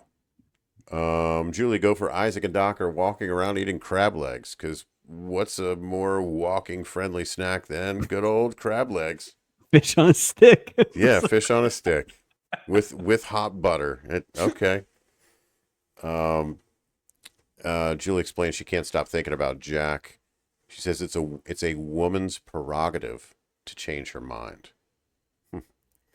Isaac is, I don't even notice this. Isaac is wearing his Dreamgirls outfit. He's got his big cowboy hat on. So. That's for some reason I get such a and also Doc was dressed like LeBeau. You know, he just needed some camouflage on his face. Or he's dressed like that villainous character he played in Dreamgirls too. That's true. Maybe they filmed Dreamgirls wardrobes, guys. I love seeing them in like civilian clothes. It's just it's so awesome. This was a great fashion episode. It's like when you see when they have Kermit the Frog riding a bike and you see his legs pedaling. I get such a kick out of that too. It's the same. I think it's the same taste bud. Yeah, this was by far. We need to have Beth consult. This was by far the best fashion episode we've had since solid the bows. The Portia alone, just what she was wearing, and Lauren Green's jackets. Oh my god, yeah, and again the crew clothes. Yeah, even Ralph Mouth was dressed pretty sharp. Oh, absolutely. Yeah. Peter and Portia are walking along the Mengenhall River of ice, where Buddy tells her that he and his late wife, or he said wife, I said late, and his wife saw a rainbow in that exact spot, and the scenery was so beautiful, they both cried. Well, of course, Portia's like, "Whoa, what happened to her? Like, is she at home? Like, is she here? Like, what?" And he explained that she passed away. River of ice. Yeah, like, wow. And then I was like, "Oh, that'd be funny if Miss Sweet Sapphire came out, to join the But he says he's too busy to ever think about getting married again. And they spot Doug and Carol smooching with a rainbow over their heads. No, it did not look real. And that is end of part 1. So I will say this. They did such a better job than the previous ones we've seen in terms of, if you really think about it, this was all set up. The whole thing was set up. The amount of stuff that happens in the second part is like insane. But it didn't feel rushed, stretched, anything. I'll say that. The second part went by so fast. There's so many things that happen. But the way it was spaced out, you know what I mean? Like the notes were, because you'll see. I mean, a lot happened, but it was a weird switchback. It was kind of. I agree with that. The other thing that helps with these travel episodes, these new place episodes, is stuff that is filler is new. Right. So they had a ton of time fill in here, right? But it was like, oh, that's not the same stupid overhead boat shot we've seen. It's like you couldn't, because imagine if they used the same old shots of them in like sunny Acapulco. But they just add the American Girls, so it just gives it the and a mountain lion and a mountain lion. I mean, we haven't had an animal yet this season. I mean, it's early, but first episode. It's the first, and Natalie a little. Would you think one of these rich people would have had some kind of pet? I'm surprised that chauffeur didn't have Irving the snake, since it was just Anderson, or a seal or something. Canadian goose, moose or goose or whatever. Yeah. Carol's having a bachelorette party, and all the ladies are gathered. Natalie's there. Oh boy, she says something snarky to Carol. Carol says, blow it out your ear." Well, and even before that, she's talking crap to the bridesmaids, who are her best friends. Like, what are you? Why didn't they? Well, but they All the did a people, little. They did a little, but it's not just as like, much as they should have. It was a well, bimbo move, just like. what's Natalie? She just doesn't Is care. she intimidating? Because she just doesn't give a shit? I just don't think she even acknowledges that Carol is in the same game here. I think it's like the caste system. I think she feels like Yeah. she's just so many steps higher. Yep. You know, that it doesn't even. Well, I mean, she never. This is why she's a true villain. She never does a face turn, even at the end. No, Like, because in her mind, she's not doing anything wrong. Those are the best villains. Yep. Like, what are you talking about? She's a great wrestling villain. Good Lord, she's great Really in this. is. Yeah.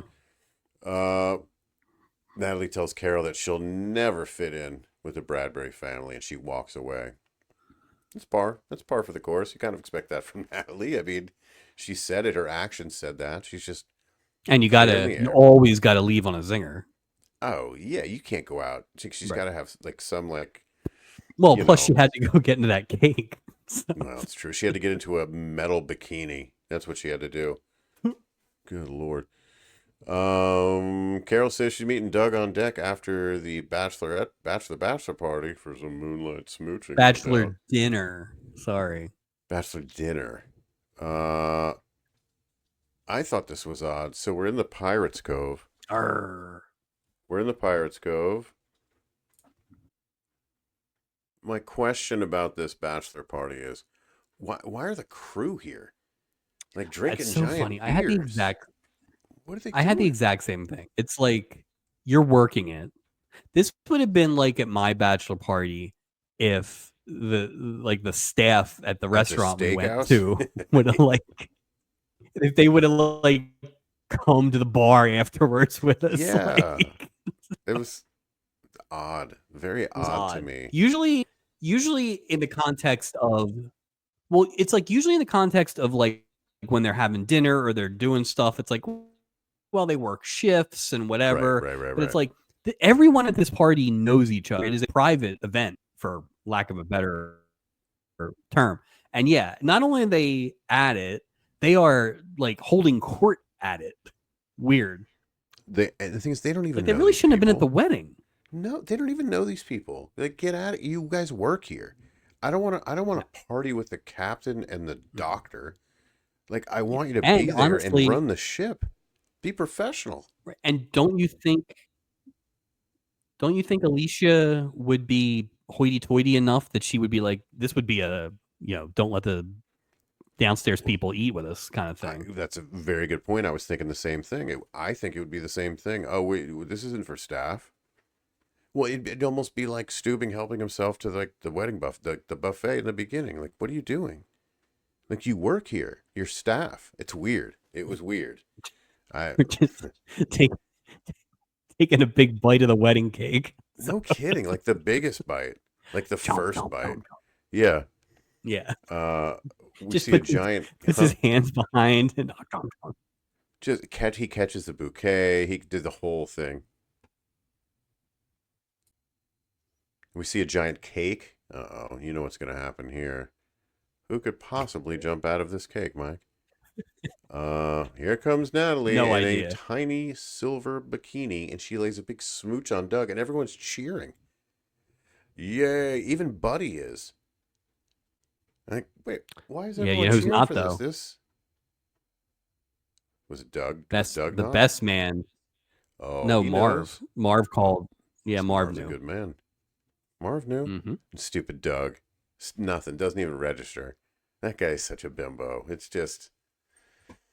Have you ever had that? Have you ever been anywhere where that actually happened in real life? The cake thing. I've never actually seen it. I've never seen it. I've always heard it's very thing, but I've never. Yeah. I mean, it was big. Well, no, that's not true. I was a chef.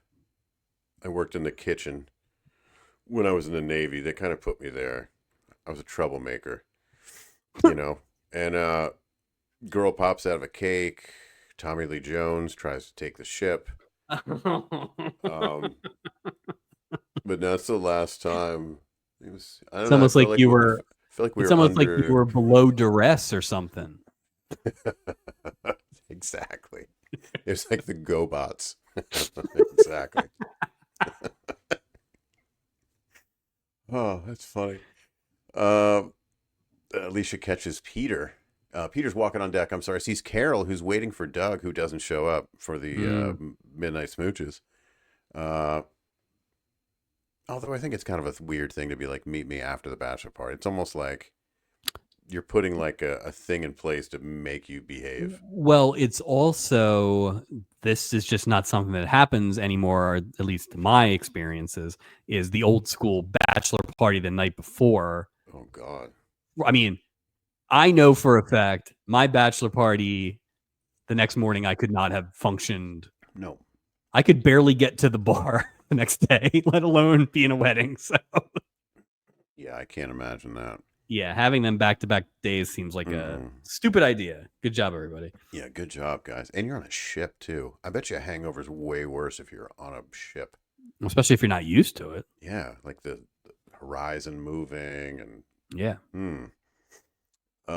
Peter tells her she'll be a beautiful bride. She tells Peter that he should stay for the wedding. Alicia catches Peter walking in the moonlight and properly invites him to his son's wedding. And Peter says, thank you. Huh. It's all working out. It's all working out. What could go wrong? Nothing could happen to Peter now. So. Nope. He'll be fine. After the party, Doug stumbles back to his cabin to find Natalie there wearing his shirt and nothing else. Boy, she had a whole plan. Yeah. Like, good Lord. Doug immediately passes out in the bed. And I will say this.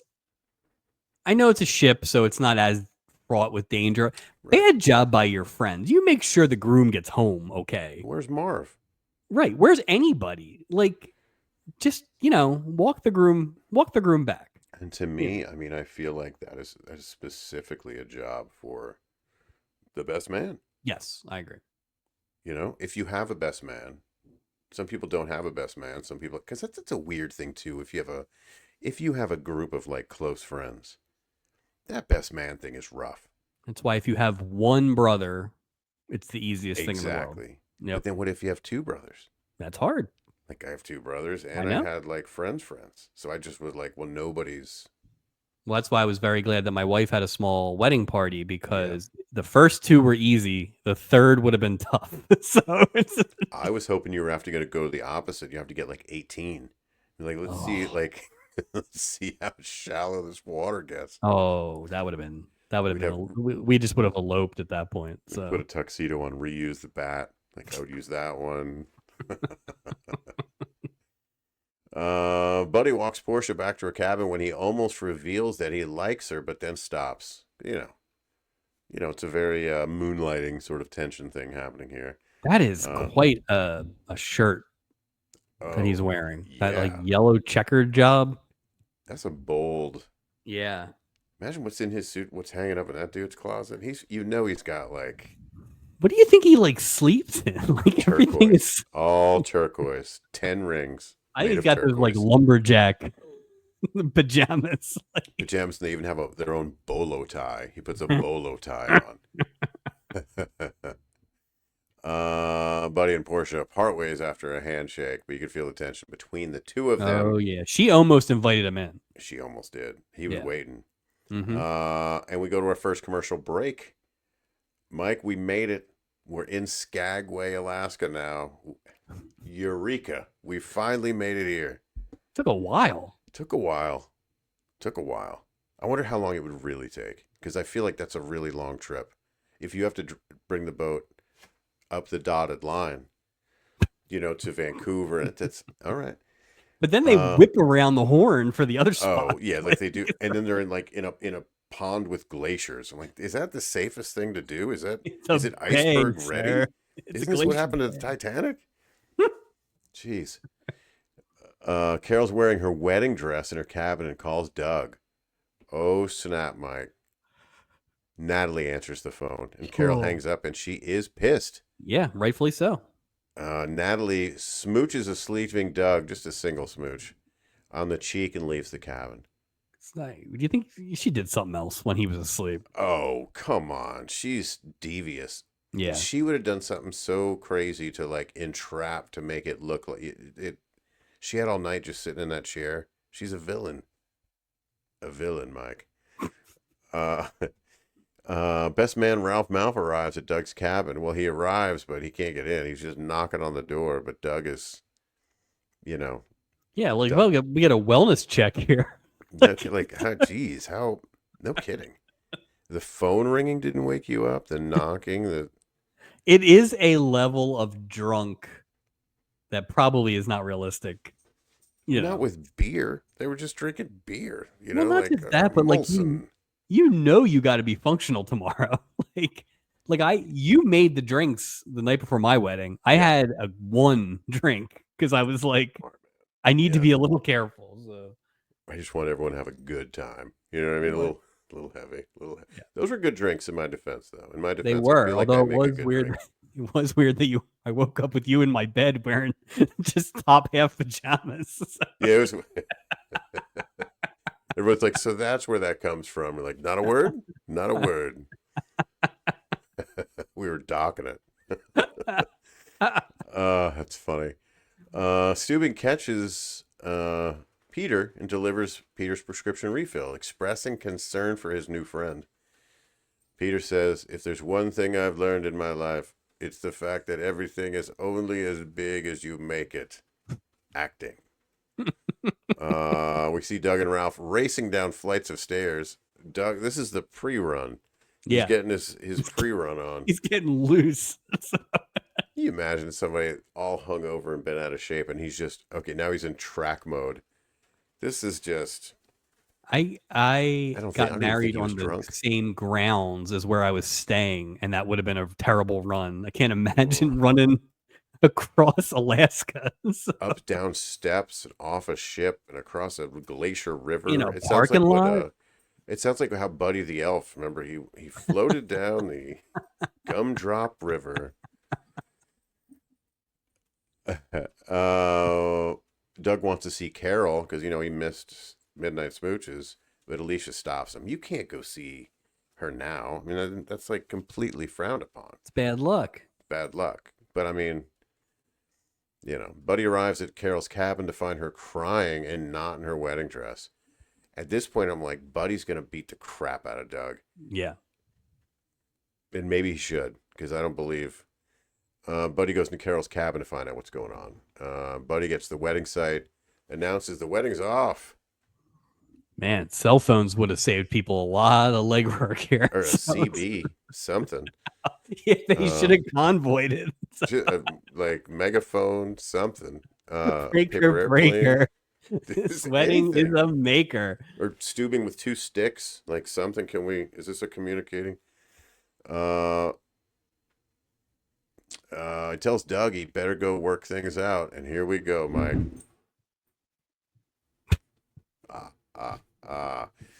And Doug begins to run. And run. And he's and just running. Just keeps on running. And it's dangerous because those rental shoes are not built for running. There's no traction on the bottom. Not Alaska. There's ice at minimum. Absolutely.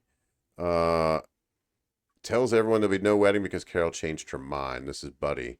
Portia walks up and says, "What a shame to let all of this go to waste." It's a little quick here, my friend. They both agree that if a wedding is paid for, there should probably be one. And in a story twist, Portia and Buddy say, "Why not?" So it's weird that you're too shy to say that you like somebody, or too shy to invite somebody in, but not too shy to say, "Screw it, let's just get married."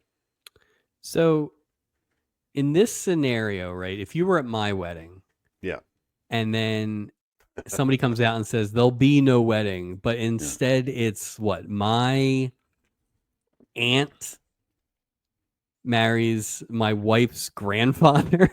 Is that what happens? Something like that. That would be weird, right? I don't know if I would stay. I wouldn't stay. It is odd. It is very odd.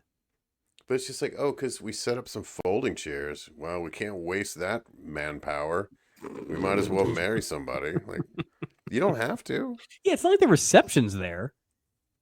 They spend a grand total of 12 minutes at this site. And it's not like it's the end of the world where it's like, I need to get married before midnight before the world Right. explodes. This There's isn't a no Paul like, Williams situation. there's no Like, deadlines here. It's right. just weird. Besides, don't they live here? Aren't they dropping them off here? I can't Why get a don't they sense. stay there? I don't know if they still live in Alaska or that they just have a place in Alaska. Because you're right. Fair enough. Because the weird part is at They some get point back on the Lauren boat. Green and Mrs. Roper just leave the show. So they're That's, not actually there for their wedding. No. So Oh, that's a good point. That's a good point. yeah. So Portia and Buddy decide to get married. More running from Doug. The wedding has begun for Portia and Buddy, and Julie's having another flashback. Because let's make it all about yourself, Julie. You know, every time you see a wedding. She and Jack having coffee by the pool. Jack says how much he loves her, and Julie says it back. Boy, they're really setting up for this fall. Good Lord, man. Yeah. Now, if you remember, that was literally the next morning that they had met.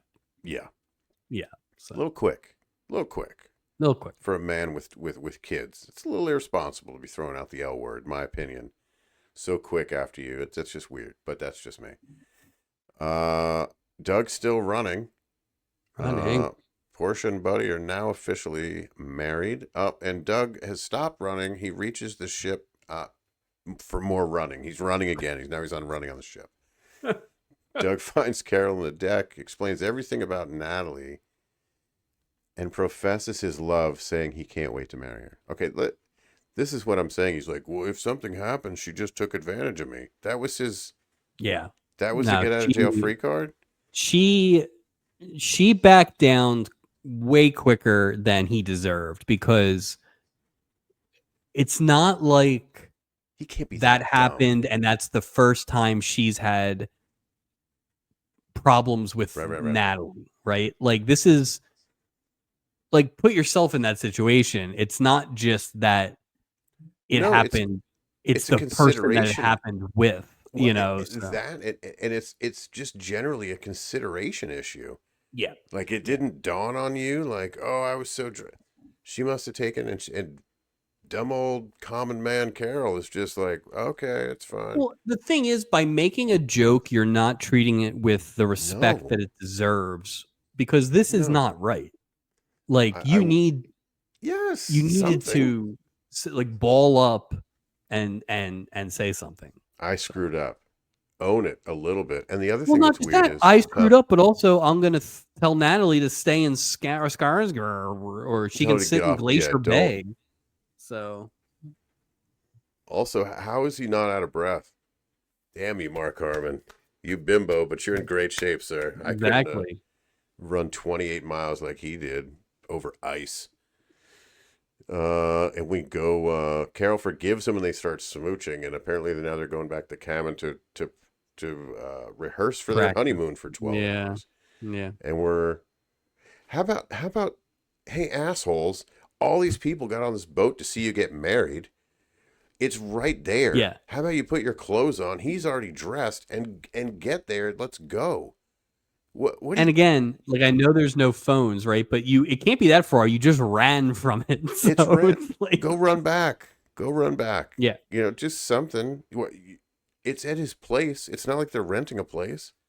The guy officiant is on the boat.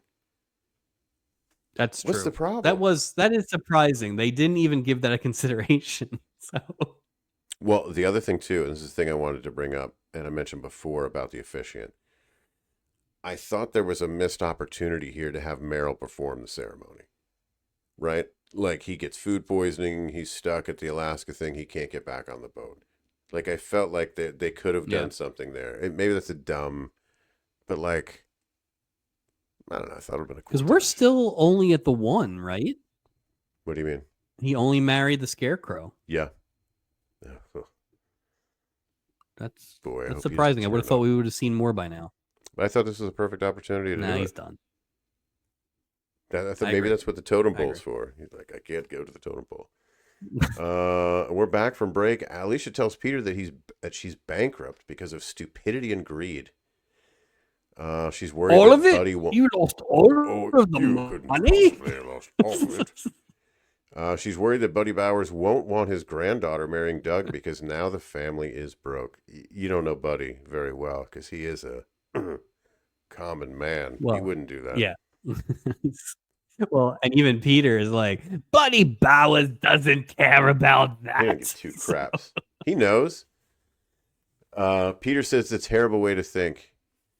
Because remember, he had a hard time being married to someone who was rich.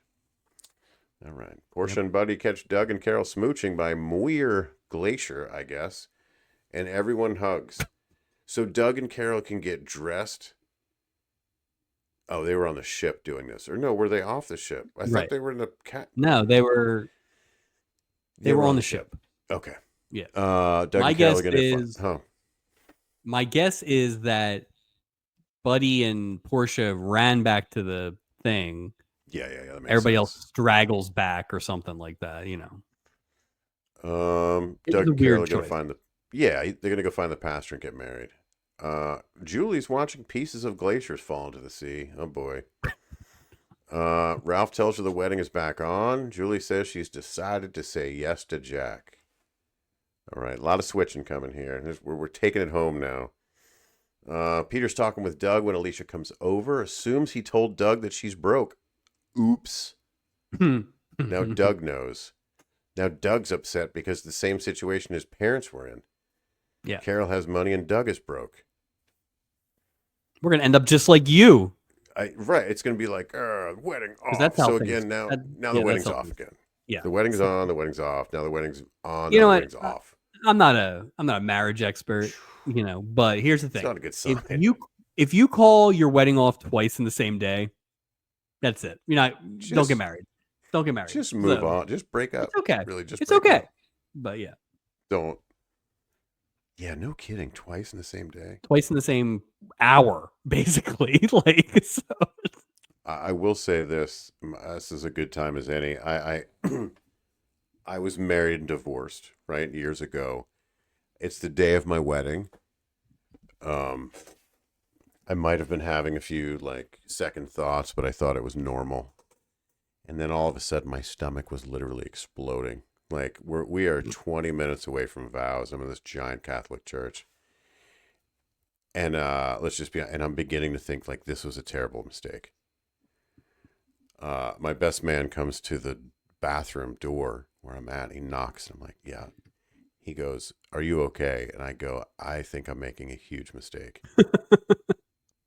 And he goes, "I will go get the car right now, and we'll get out of here." There you go. That's a good best man.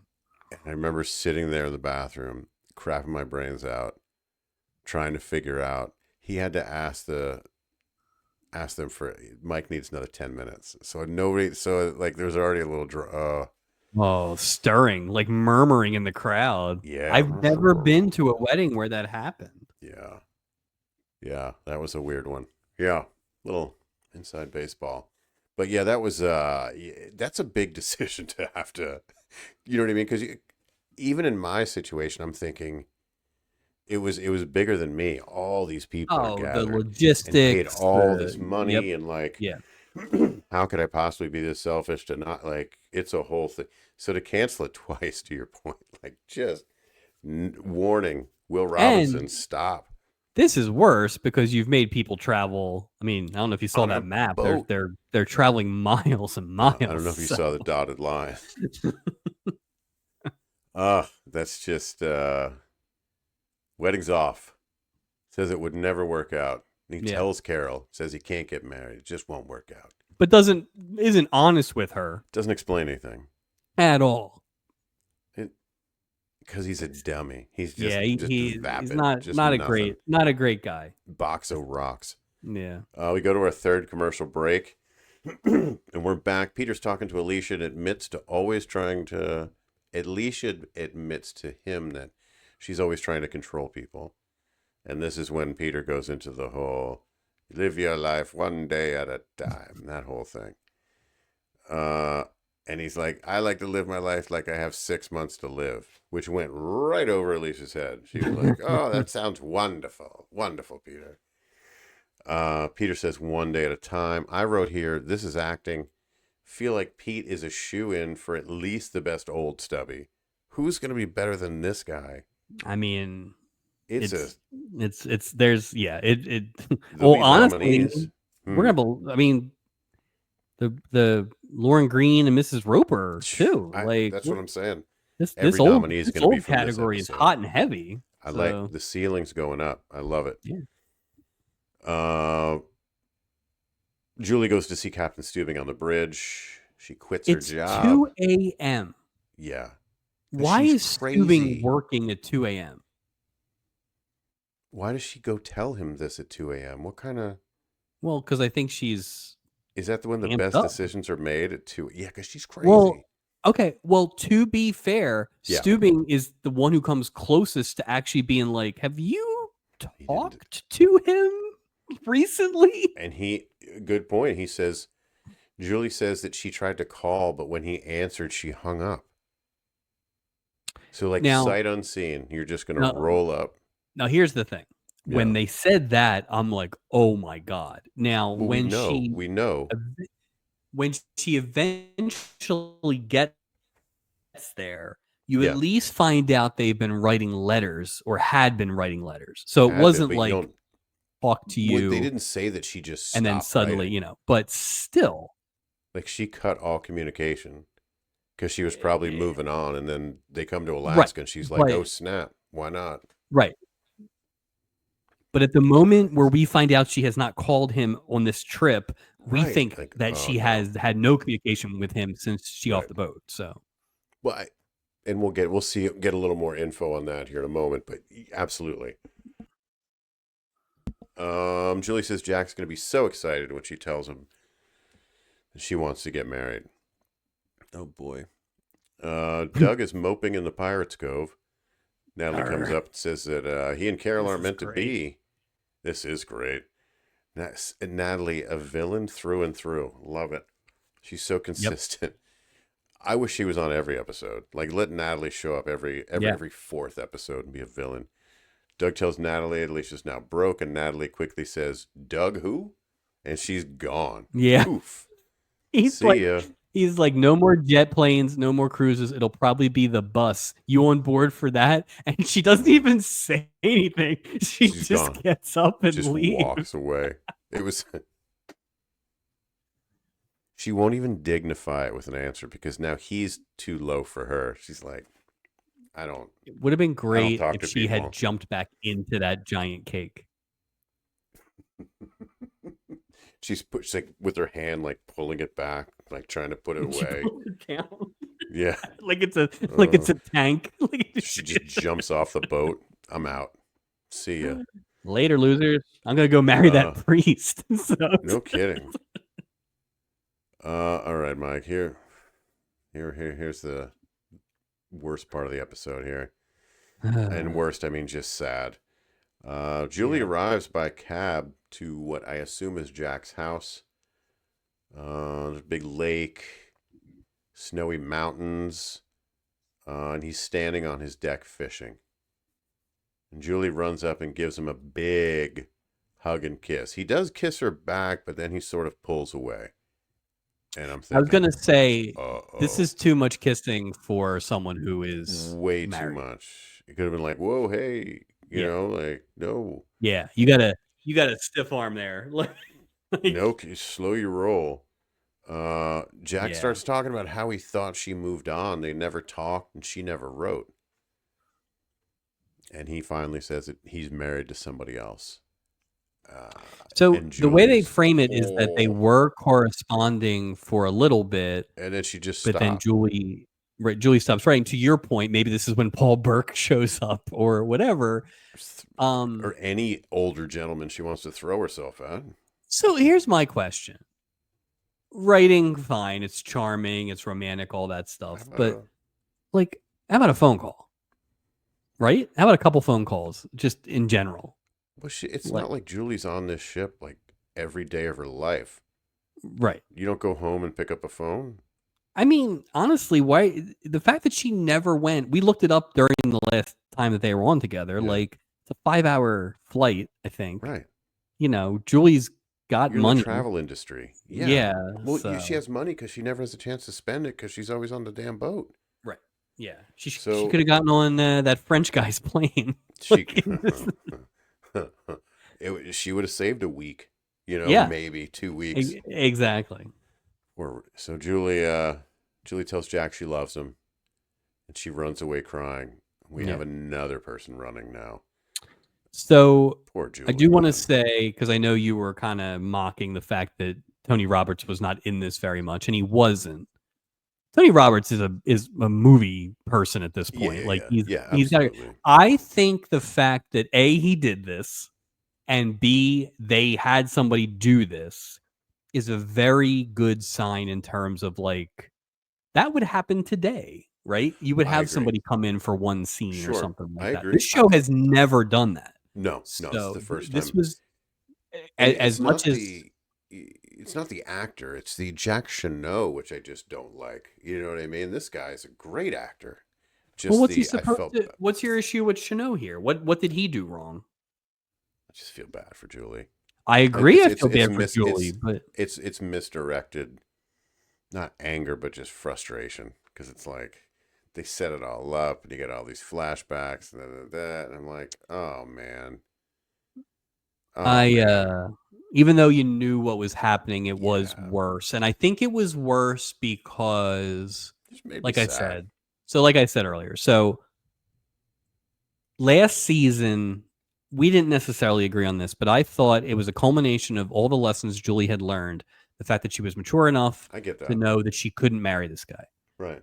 And Which is while a it was huge sad, I point, thought right? it was a huge victory. And Yeah, so to then go from that to this, which is not only did you basically kind of undo everything you undid, did with yeah, that decision, but you didn't you set yourself up for such a possibility of, to your point, even if he wasn't home, like the fact that you didn't even make contact just made her very immature. Well, and think about it too. Is we said too about about a phone call. She had his number, obviously. Yeah. I mean, Yeah, it's I get it. I get it, he seems obviously, to have but moved on pretty quickly, though.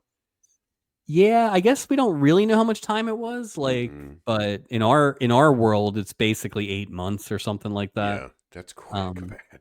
Well, even if it was a year, you met someone, dated them, and got married within a year.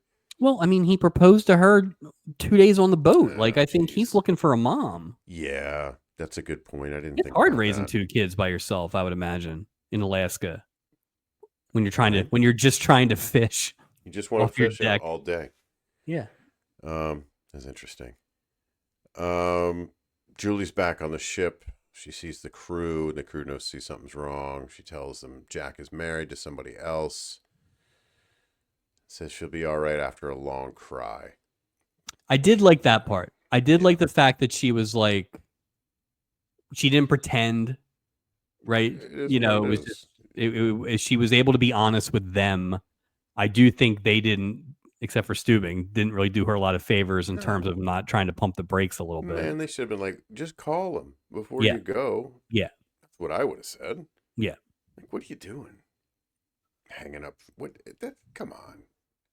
What That's were you, high high school. school? Yeah. Exactly. Um, Natalie joins Carol having breakfast and tells her that the Bradburys are bankrupt. She says, "I guess that makes Doug infinitely less interesting, wouldn't you say?" Carol delivers the worst working slap I've ever seen in my life. I mean, It's the worst. It's the worst contact we've seen, I it's think. the fake noise, like canned Yeah. noise. It was just a. I love the idea of the slap, but if you're gonna do it, you'd think somebody, a granddaughter of a common man, would know how to smack somebody. And it was like it was like that smack. It wasn't. It's terrible choreography, I should say. But it is followed by Natalie rubbing her face a little bit. A little bit. And then she says, always a peasant. Villain. She should get her own spin-off called The Meanest Lady on the Boat. And I think that's a series wrap for Natalie. I don't think we see her again. So that's No, I like, don't think so either. and again, the best villains, she got comeuppance, but she didn't try to Mm-mm. like go There's no back on apologies. anything. It No, was she yeah, stuck to her principles. good for her. I don't agree with her principles, but I No, respect the fact that she had integrity. she left it all on the field. I guess the only thing she didn't 100%. do was literally force herself on Mark Harmon when he was unconscious. And That we know of. I guess we That don't even really know if Yeah, that we don't know. happened or Boy, not. that probably happened. It probably happened. Because she's going to stay there all night in that chair. Stop it. Yeah. Yeah. That's unlikely. In Jezebel. top pajamas. Yeah, Jezebel. Like Jeez. at the very least you gotta like like Something. like Oh, that's funny. Carol leaves to find Doug. Says that she knows about the money stuff and doesn't care. She hates all the money stuff. And we're smooching again. I guess the wedding's back on. God yeah. knows at this point. Third time's a charm. Third time's the charm. Ralph finds Julie sobbing alone on the deck and admits that it's her fault for setting herself up. Ralph comforts her when Julie tries to kiss him, and he's like, whoa. Classy move. Classy move. Tells Julie that she needs a friend more than a lover. And I wrote, good for you, Ralph. Good for you. So a couple things. First of all, he says rather be friend than waste everything for a night of rebounding, which it's interesting. I just never thought of rebound being a term back then. I don't think it's the appropriate term because I always thought rebounding was more of like a relationship than it was like an act. But maybe It can be. I don't know. I could see that being the same thing.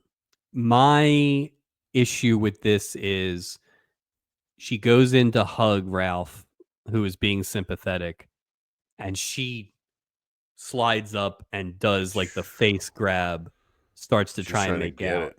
Yeah. And that is, I've seen that. I may have been involved in some of those. Like that is bad news. That. Yeah. When you're trying to be the bigger person and this person is doing that, that is not fair to Ralph. And it is sad because it is I mean, we've all done it, right? But you gotta walk away, man. You just gotta walk away. It sucks for Julie because but it sucks like, even more for Ralph in a way. And not even more, but because if I'm Ralph, I don't know if I could look at Julie the same way after she did that. Because to me, I'm just kind of like, that's not what I want. You know what I mean? I don't want that quality. And it just makes you see how hurt she is, which sucks. She's a mess right now. Yeah. Doug and Carol get married on the ship the next day. Yay. Yay. Final break, Mike. Bring this sucker home. The ship arrives back in L.A. Peter and Alicia leave the ship together. That's a long cruise if they had to go all the way back to L.A., by the way. Plus, I mean, are they all from Los Angeles? What if I live in Vancouver? Yeah, no, we only stop on the way up there. Gopher has one last chance at the bridesmaids. This is kind of funny. He can't decide which one to pick. He picks Sandy. Doc picks Nancy. Doc leaves with Nancy. Sandy meets her husband, who is picking her up. Wow, wow. I thought it would have been hysterical if she's like, "Oh no, my husband's here," and it's Jimmy in the wheelchair from the Debbie Allen episode. Oh, that would be great. Or Mike Kelly. You know, just some alpha in a chair is just not going to take it. Yeah, it was funny. Like whoever that was, they didn't even give him a face. Like she jumped him right away. So I wonder if it was like a contest winner or something. Or they cast somebody with an athletic back. Yes. You know, let's see you in a jacket. And Gopher rips up the Alaska fact book, which made me laugh. Ralph's leaving the ship. Julie and Ralph hug. Steuben gives Julie a telegram. Do we really need to do this again here? Like, it's from Jack, and we hear his voice. He says he's happy, and he and his daughters love his new wife. That's great. But thanks for putting that in there. Yeah, thank the fuck. They also never stopped loving Julie McCoy. Yeah, it was like that felt like "And the Wind Says Mariah." What are you doing, Jack? Doug and Carol are walking down the stairs in the lobby. They're about to twist the knife again, Mike. Oh yeah. And Julie catches the bouquet, and I said, "That's just mean." Why did she throw that shit down? Like, they that's the end of the episode. With that, like she gets the freeze frame. I did not like that ending That at is all. that is And tough. just a sneak peek, they do I one know. more I know. thing coming I up. know. I know. Do you think that it was Lisa Hartman's revenge from the Disco Joey stuff that she threw that bouquet right at Julie's? It's Carol is the disco. She just moved on. Yeah, no Yep. kidding. And that's a wrap on season 3, episode 1 and 2. Whew, I'm sweating, Mike. That was a Yeah. workout. So totals in a recap. Obviously this is the first episode, and we generally don't include two-parters, but I gotta think we're gonna include the two-parter Yeah, moving forward. yeah. This was obviously it's obviously the best and worst It's episode, but right. this was, I would say, the best two-parter that we've Without had. without a doubt. Yeah. Head and shoulders better than the season 2, like you said. Better than the other season. This is way better. Way And better. I'm excited to see if this is the template that we get for these travel episodes. Also, man. Because there are some of those coming, and like I said, it just doesn't feel, the chances of you having like the Julie's reunion one, right? That was two Right. parts.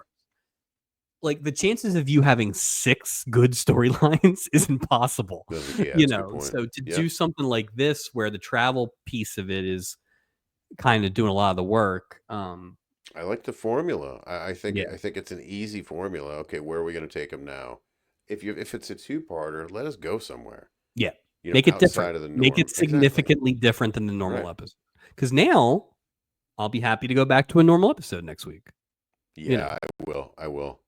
I mean, the next milestone, really. Obviously, the first one was the season 3 two-parter. Vicky's, is Vicky's looming. coming, yeah. So We're only a couple episodes from that, yeah. And then we have another two-parter. So Captain of the Week. this was not, well, it's easy, but it's not easy, right? It to me, it's Buddy. Yeah. He was so likable. I wanted to say if it would be Buddy and Portia combined, because I just like them and their storyline so much. Yep. So if I had to do that, it would be Buddy / Portia. Yeah, and I think that's absolutely fair. I'm going to give it to Natalie just because it is the best, maybe the best villain. It's either her or Stanfield. It's just the best version of a villain that we've ever seen. And it shows that you can have that on this show. You don't have to have these lukewarm milk toast. I'm kind of a villain, but also, it's like, let's go. We're adults They're here. all in. I want Yeah. to see it be all in, because it's Yeah. more believable if you are. Don't be wishy-washy. And Natalie is nothing if she's not No. wishy-washy. No, it's gonna be hard to get a better villain than her. And if we do get a better villain than her, then we are gonna have a great season 3. So And I kind of approached it as far as like, my Natalie is sort of Captain of the Week, but it's also the walk the plank for me, because she gets a round of booze. But I mean that in the nicest way possible. yeah. You know what I mean? Like, she's a heel, man. Like, I can't cheer her, and she doesn't want you to cheer her. But know what I see, mean? I will flip the coin there and say that to me, Yeah. same reason that makes Mark Harmon walk the plank. I can't disagree with that. I Because didn't I think feel about it like until he could have yeah. shut that down at any time if he wanted to. He didn't have a spine. It's funny. I did think about that until we talked about it this evening. 100%. What is he, just oblivious? That's the guy you want to marry, Well, who doesn't even like. it's one of What? two things, right? You're oblivious or you kind of like the attention. But once your wife literally says to you, Like, I hey, don't like this woman. right. She's in love with you. Like, that's You it. got to stop. You got to shut it down. So, also obviously the whole Julie thing, just, I feel like they should have fleshed out the resistance piece a little bit more. 1,000%. Like, she should have tried to call and not gotten an answer, and they should have shown that or something. Something that, yeah, Something. it Just was, a little bit where the gap is too wide in Yeah. that story. I think they could Yeah. have done just something just there. a little. Just a little bit. Or they could have mentioned the letters that they had written before we get to Tony No. Roberts, right? Just Yeah, a little. they were so focused on those flashbacks. I think they could have used some of that time to. We didn't need the We flashbacks. didn't need any of the Come damn on. That episode flashbacks. aired 6 months ago Well, or and it's whatever. not like they were like, we weren't discovering any new piece of information as a result of the flashbacks. Oh, he loves her. Okay, we get it. We already knew this. There's no nooks, no wonderful. There's nothing there. It's just the he's just interesting rehashing what thing. happened. The interesting thing is, I wonder how much of that was because they only had Tony Roberts for the one scene. Was that trying to get more Tony Roberts in there too? So got paid by the word, apparently. Yeah, that's totals and a recap for the season premiere. Plugs. Hidden Season Patreon, absolutely hammered. Whether you're cheering from the stands or tuning in from home, this is the podcast you need. So grab your bat, your cap, and your Phillies pride. Crack open a beer and enjoy a weekly Phillies happy hour with Chris Jones, Justin Clue, and our very own Mike Robertson. Check out Absolutely Hammered on the Hitting Season Patreon. You can find us everywhere you find your audio podcasts: iTunes, Spotify, YouTube, iHeartRadio. Got some new ones. Podcast Addict, Amazon Music, Podchaser, Player FM, Podcast Audio, Listen Notes, Deezer, and my new favorite, Pocket Casts. Please hit that subscribe button and leave a review. It really helps. Are they those little like mini digital recorders that we used to have as kids? The little tiny microphones. You just do a little, please hit that subscribe button, leave a review. Check out our video podcast on YouTube. Also hit that subscribe button and leave a review. You can watch the YouTube. You can watch the YouTube video when a bug attacks me during this episode. Yeah, I want to see what that looks like. That was awesome. You can find us on Instagram and Facebook. Look for weekly reels and updates. You can also email us at theloveboatproject@gmail.com. No mail today, sir.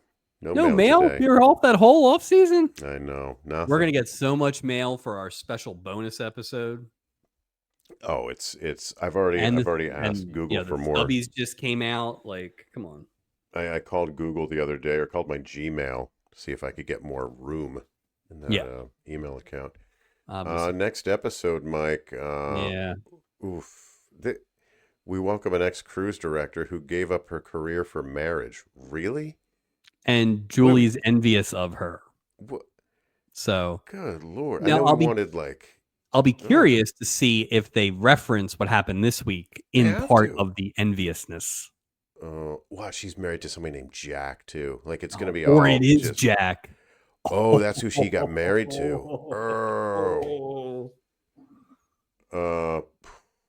And we also see a boyfriend annoys his girlfriend with talk about the stages of love, not to be confused with the language of love, poolside performance from season 2.